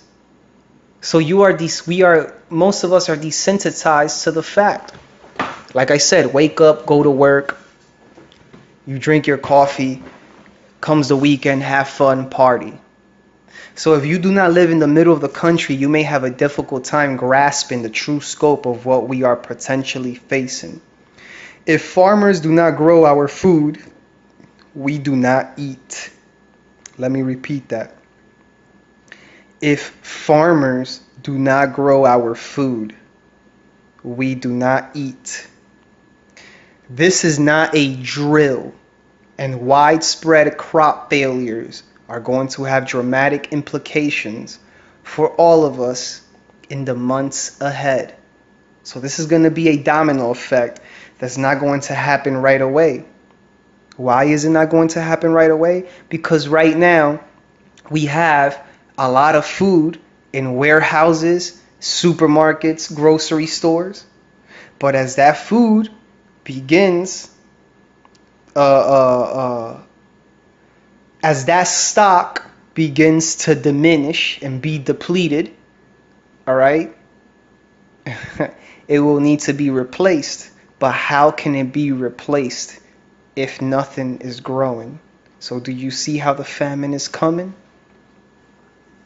If farmers do not grow our food, we do not eat. This is not a drill, and widespread crop failures are going to have dramatic implications for all of us in the months ahead. Food prices are going much higher, and I urge you to get prepared while you still can. Get prepared while you still can. Instead of BSing and partying and blowing your money on things that you shouldn't be blowing on. You should be getting prepared. But see, you are a fool if you think, I'm going to just live it up and have fun. The Lord got me. You had the opportunity to prepare yourself for what's coming. And instead you decided to go live in pleasure. You deserve what's coming. You deserve to run around like a chicken with its head cut off. And like I said before, I'm not saying go be a doomsday prepper. I'm saying get in the right spirit. Let the Lord guide your steps. What you have to do, again, I'm not here to micromanage your life. You got to figure out what you got to do. All I'm saying is take this time to prepare. This grace period is not to be bitching about, I hate my life. These fucking devils. I hate my life. Instead of you bitching and moaning about how much you hate everything, you should be rejoicing in the Lord and how much you love the Lord, and that the Lord gave you eyes and ears to see and hear, right? That the Lord gave you the Holy Spirit to be able to receive this wisdom, knowledge, and understanding, this bread of life, and prepare for what's coming. First and foremost, spiritually. If you fail to do so, you have no right to start crying later and start saying, why didn't I listen? According to John Newton, the chief economist at the American Farm Bureau Federation, we have never faced anything like this since I've been working in agriculture. We are truly in unprecedented territory already, and it won't take very much at all to turn 2019 into a complete and utter national catastrophe. It won't take much at all to turn 2019 into a complete and utter national catastrophe. If the weather is absolutely perfect for the next few months, 2019 will still be a horrible, horrible year for farmers in the middle of the country. But if the rain doesn't stop, or if there is too much heat, or if a very early hard frost happens, meaning winter coming in early, we could be facing a national nightmare that is beyond what most of us would even dare to imagine. And the scripture says, pray that your flight be not in the winter. And guess what? Over the weekend, the middle of the country was pounded by even more severe storms. Hundreds of people were without power in Missouri and Kansas on Sunday. Now again, this was a week and a half ago, as storms ripped through the area, prompting officials to warn drivers to remain off the roads as flash flood warnings were in effect. Okay? And just when you think that this crisis cannot possibly get any worse, it does. Okay? So that's one article. So I'll post that from the Economic Collapse blog. Let's see here. I got another article from, I believe it's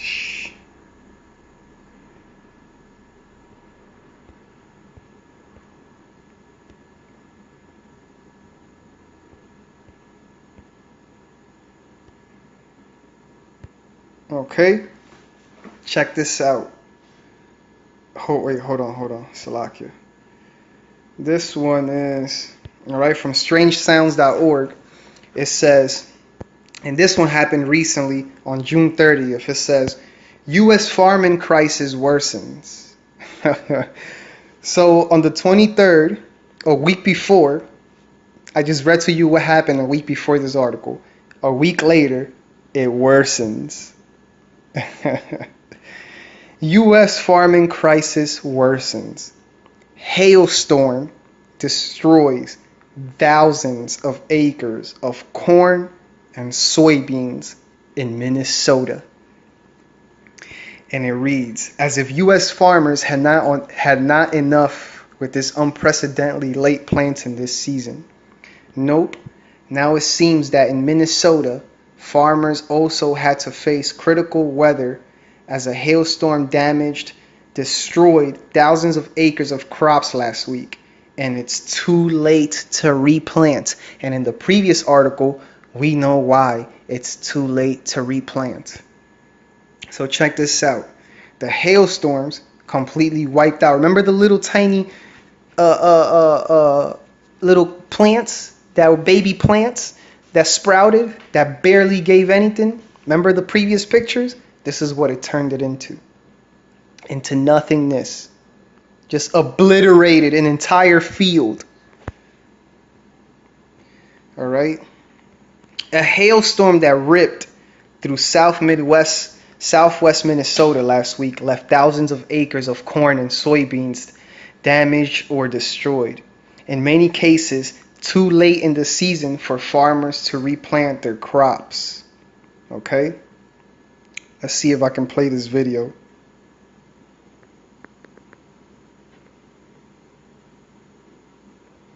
Planted more corn than expected, according to a report by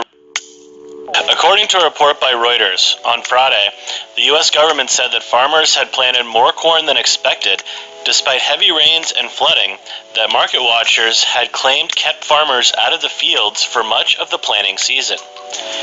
Chicago Board of Trade Futures reacted sharply to the news, with corn plunging its daily 25-cent trading limit to its lowest since June 11th. However, Reuters reports that soybean acreage came in below forecasts, causing CBOT soybeans to rally to their highest score since the beginning of February. Okay. So it says, Sill said 150 acres of soybeans and 90 acres of corn were leveled by the storm, and another 200 acres of crops damaged to varying degrees. Okay.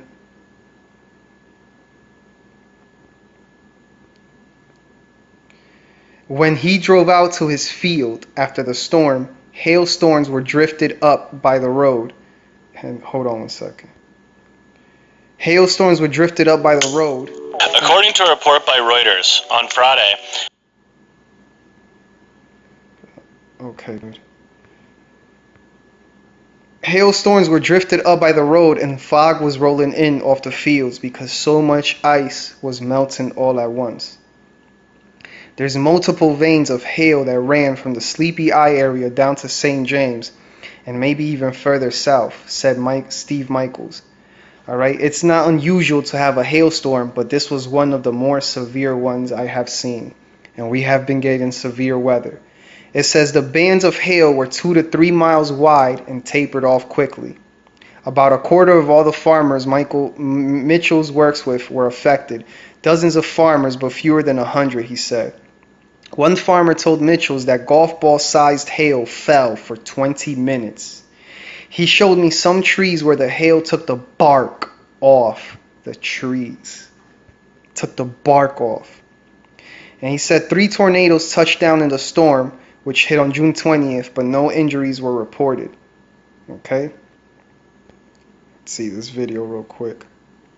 Hi, this is Goggett, and decided to make a second video and show you the size of the hail what we're getting down here in Tornado Alley.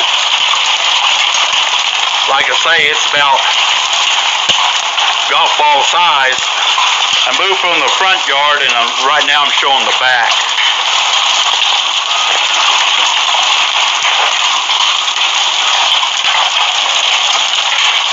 You know what I'm saying? The Lord bringing the hailstorms, man.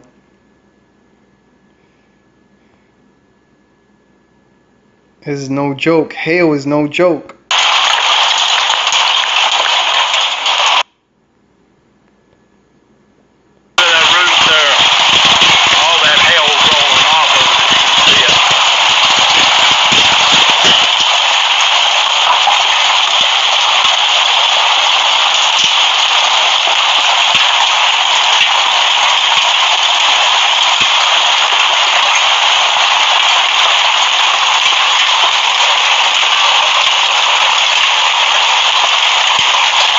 In the freaking summertime, they're getting hail. That's crazy, man. It says it's too late to replant. For cornfields that were destroyed, it's too late to replant. Soybeans can be replanted until about the first week of July, but another round of rain Thursday will keep farmers out of the fields a few more days, Mitchell said. Because every time there's heavy rain, it takes a couple of days for that soil to dry up. You can't just start planting when it's finished. Remember, you can't be planting in wet soil. Doesn't work that way. The University of Minnesota Extension said fields should only be replanted if they are a total loss. And soybeans planted in late June suffer something like a 40% yield reduction compared to soybeans planted in May. Still, the farmer near Madelia said he has crop hail insurance. He thinks most of his corn will grow back since the growing point is near ground level and corn is hardy. The soybeans will have to be replanted. It's been long enough planting season already, and now I gotta go back and plant another 150 acres of beans. Corn and soybean prices have rallied in the past 45 days, with projections of a weaker harvest across the U.S. All eyes will be on the U.S. Department of Agriculture's annual acreage report, due to be published at noon Friday. I think this year, 2019, will be devastating for most U.S. farmers and for our wallet. Okay? Let's see here. I have another article.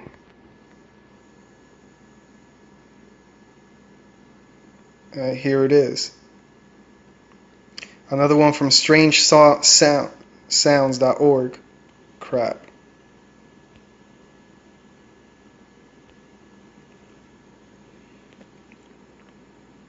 Hold on. I got these pop-ups.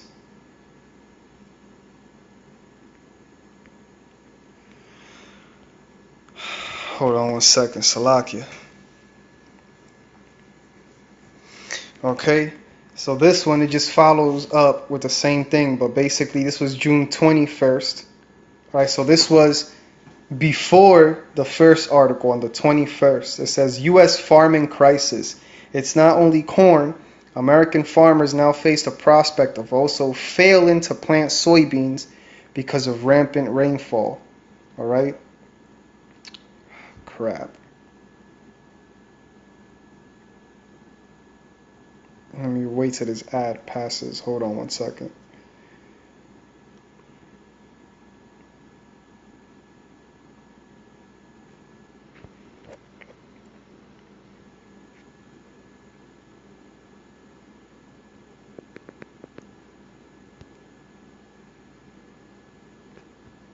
Damn, I don't want to see this.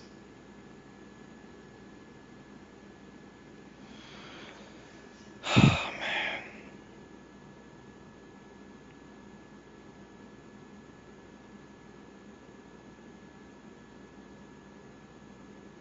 I should have activated the ad blocker. Salakia. Damn Satan. Well,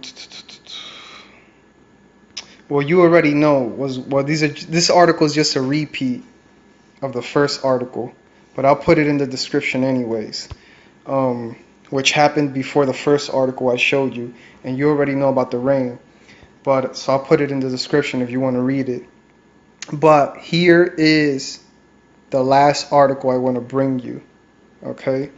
And this one is from shtfplan.com, shithitthefanplan.com.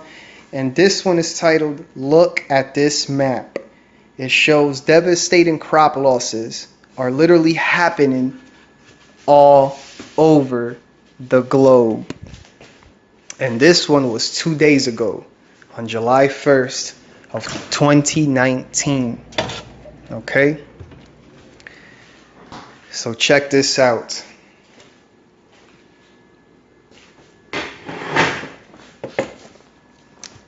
It says, this article reads, let's check this map out. Let's take a look at this map. This nice map right here of all over the globe. Okay? So if you look at the United States, North America, you have parts of California, all right? Mainly the Midwest, Tornado Alley, which is straight up and down the Midwest. Got parts of Florida, okay, there, and a little further up north. And you even got parts of Canada. Here you got South America. Shit, Europe is getting hit hard, all those red spots. India getting hit hard. Southern China. You got parts of Africa, all right? But these are like major empires. You got Europe. See, you got England, Spain, France. So these are farmers worldwide, all right, that are turning to caca. It says, let me warn you right up front. The information in this article might freak you out. But see, you already know. With us anyways, there is no holding back. We are going to tell you the truth. The truth that we have been speaking of and is now manifesting. You see, if you have been going to bed every day and then waking up and thinking, like the Lord said, the end is not yet. But if you're thinking that the end isn't coming, you are mistaken. Matter of fact, before I even get into that, let me bring the first scripture. Okay? And this is Matthew 24. Let me bring you the classic that some of you forget. Matthew 24:6. And it says, and ye shall hear of wars and rumors of wars. See that ye be not troubled. Don't be afraid. For all these things must come to pass, but the end is not yet. It's going to happen. But don't think that because it's happening, all of a sudden, don't think that because war is brewing up with Iran, that the end is about to come in a week. That as soon as Israel strikes Iran, we out of here in a week. No. The Lord said that the end is not yet. Because nation shall rise against nation, and kingdom against kingdom, and there shall be famines, and pestilences, and earthquakes in diverse places. All these are the beginning of sorrows. And you already know, as it is written in the scriptures, that through much tribulation we shall enter the kingdom. That means that we are going to suffer, baby. We are going to go through it for however long the Lord deems necessary. And ain't none of us going to hurry up the Lord. So you better learn to suck it up right now and thug it out. Because we're all about to experience pain like we never felt before. The beginning of sorrows. The famines, the pestilences, and the earthquakes and the wars is only the beginning of sorrows. Imagine the hell that is about to be unleashed on this earth.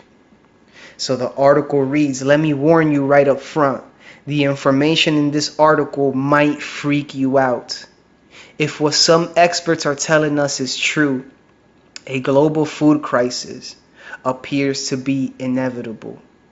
Even during good years, we have a really difficult time feeding everyone on the planet. And now a major climate shift appears to be happening.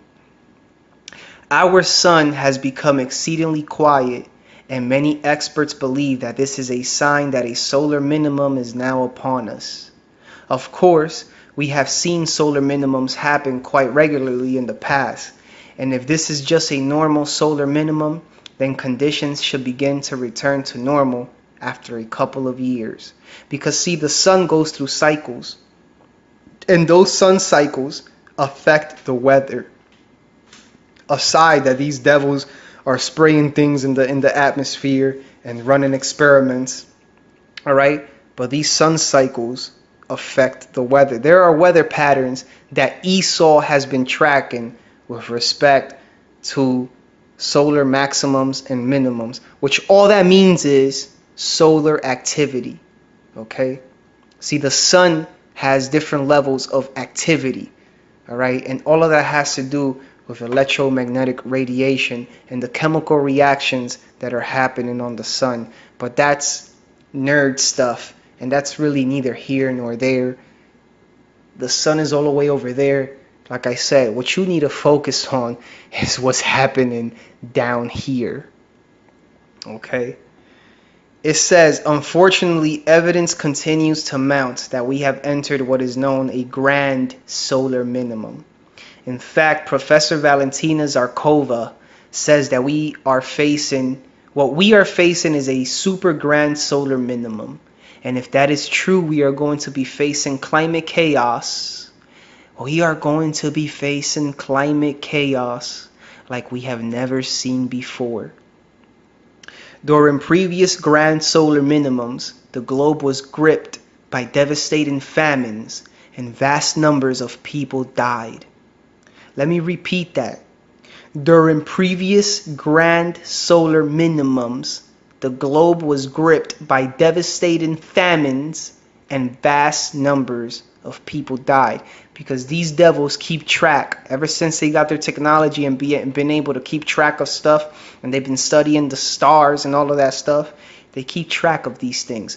What happened during the last couple of blood moons in history? During Christopher Columbus, during the Dark Ages, during this and that. What happened the last time this happened?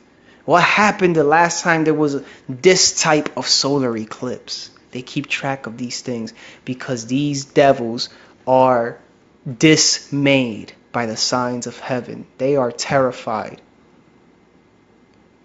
Could a similar scenario potentially be in our future? Ice Age Farmer has compiled a grand solar minimum crop loss map, which you can view right here. And I appreciate our friends at AMP for pointing it out to us. Ice Age Farmer's map shows that there are literally dozens of locations all over the globe right now that are reporting significant crop losses. And this is really unlike anything we have ever seen before. Some parts of our planet are dealing with horrific drought, but in the middle of the United States, it just won't stop raining. In some areas of the world, it is too cold, while others are experiencing record heat. Like Europe this past weekend, was experiencing 100 degrees plus, and things were just melting away out in the open.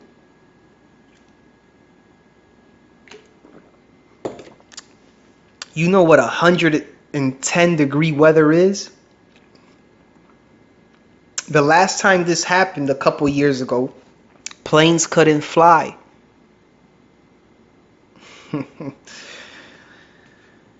Oh man. Everywhere we look, we see extremes, and the behavior of our sun is the primary reason this is happening. Actually, no, the primary reason is because the Lord is unleashing his plagues, just like it has been prophesied. Last November, I warned that we could be facing one of the coldest winters in modern times. And that is precisely what happened.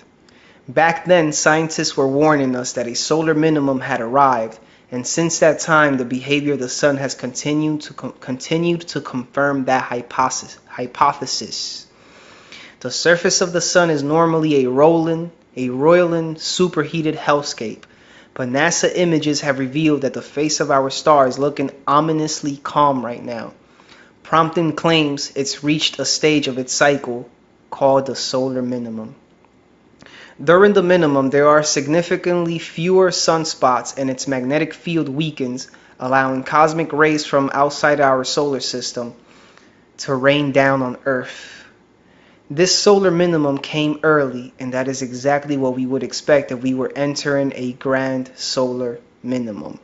Perhaps the best known grand solar minimum in our history was the Maunder minimum, which stretched from 1645 to 1715. The last time a deep solar minimum was in effect was the Maunder minimum, which saw 7 decades of freezing weather. Began in 1645 and lasted through to 1715, and happened when sunspots were exceedingly rare. During this period, temperatures dropped globally by 1.3 degrees Celsius, leading to shorter seasons and ultimately food shortages. And once again, that scripture is ringing the bell saying, pray that your flight be not in the winter. And oddly enough, the past 10 years, I've been reading up on different scientists and whistleblowers talking about that global warming is a hoax, all right? Or that global warming, I've been hearing different things, that global warming is not as severe as it seems, and that really we are soon to be entering into a mini ice age, which is what the hell this sounds like back in 1645 to 1715. 70 years of hard freezing winters. The food shortages during the Maunder minimum were quite severe, and the global death toll was enormous. Could we be facing a similar scenario this time around? Actually, economist Martin Armstrong seems to believe that it could be even worse. Of course it could be even worse, because unlike the mid 1600s to the early 1700s, we have a lot more people on the planet. We have a lot more mouths to feed. And on top of that, we have a very degenerate generation of people that are zombified and drugged out and strung out on drugs and alcohol, and are heavily mind controlled and are totally lost in the sauce. So what kind of chaos you think is going to ensue? And again, the scripture rings a bell that iniquity shall abound, and the love of many shall wax cold. What you think people are going to do when they go hungry and they are suffering?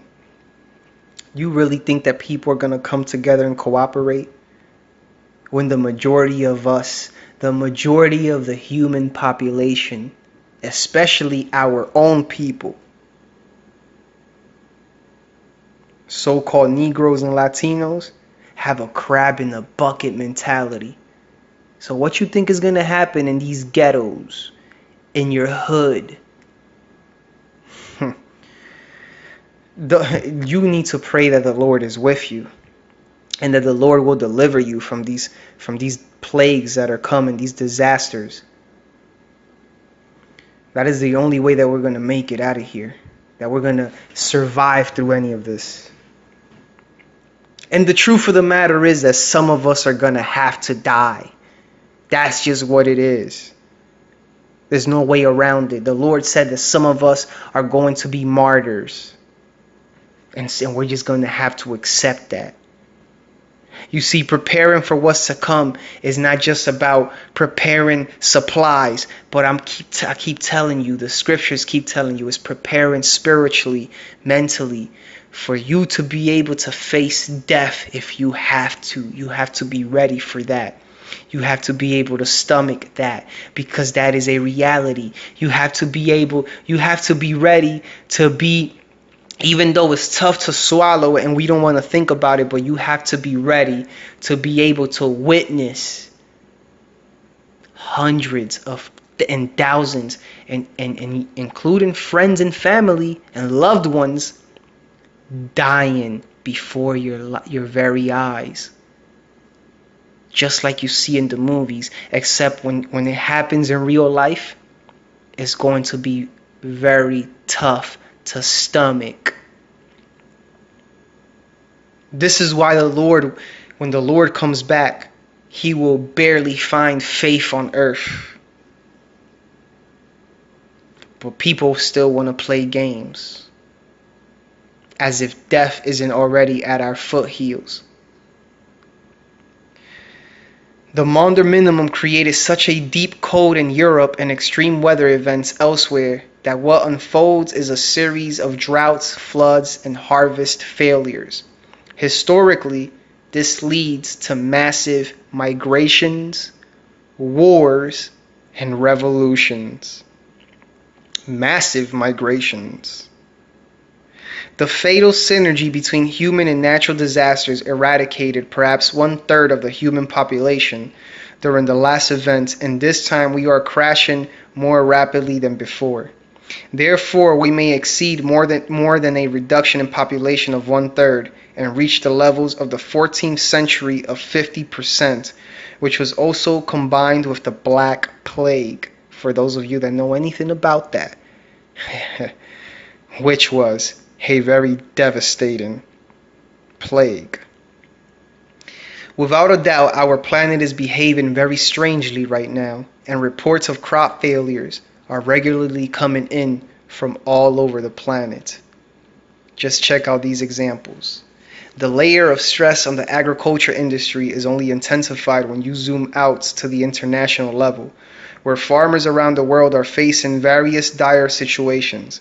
As one North Dakota farmer and Twitter user Jordan Gackel pointed out in a recent thread, drought is continuing to disrupt wheat crops in Australia, forcing the country to import some of its wheat from Canada. Some farmers in Canada are now reporting long stretches without rain under the hashtag Drought19. Head over to China and you'll find that a legion of fall armyworms are spreading rapidly and devouring key grain crops. It is becoming quite clear that food prices are going to rise substantially, and that the world is going to produce a lot less food than it normally does this year. And as I noted earlier, we have a tough time feeding everyone on the planet, even during ideal conditions. And sadly, this even includes the United States. In fact, it's not just older Americans who are already suffering from hunger and malnourishment. With this 2017 story over at Feeding America reporting that more than 41 million Americans were suffering from hunger daily, including more than 13 million children, with this National Geographic story reporting that 1 out of every 6 Americans aren't getting enough to eat. So what will things look like if global food production drops 10% or 20% or even more? We have never had to deal with anything like this in modern times. And meanwhile, the population of the planet has grown from 1.6 billion in 1900 to 7.5 billion today. That is crazy. In 120 years, the population has exploded by 6 billion in only a little over a century. That is crazy. That is a lot of people to manage. And that is all thanks to the advancements in the Industrial Revolution. Like I did a video on it a couple of weeks ago. The Industrial Revolution, all right, kicked off a lot of things that allowed populations to flourish, because no longer many people had to work the fields. They can move into cities and have these mundane jobs in the cities. You got these machines doing everything. You got a few people working the machines that work everything. And then these machines, like the trains and the trucks, right? But it started with the trains being able to transport the goods. All you got to do is that opens up the opportunity for other businesses to flourish, and all you got to do is just make this money so you can go to the supermarket and go buy your food, and then you can be comfortable in one place and you can start a family.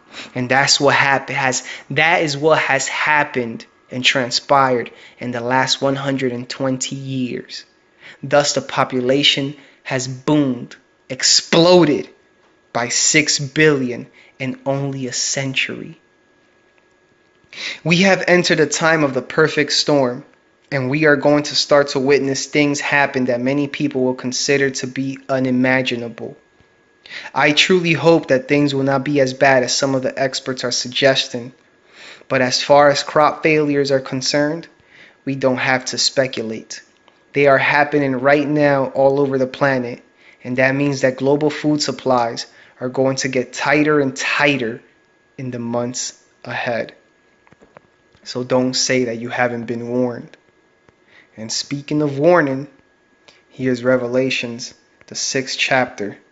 Revelations 6, chapter 6, verse 8, and it says, "And I looked, and behold, a pale horse, and his name that sat on him was Death, and hell followed with him.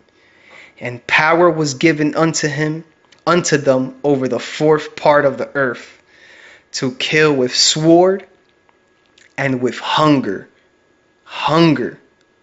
famines, and with death, and with the beasts of the earth."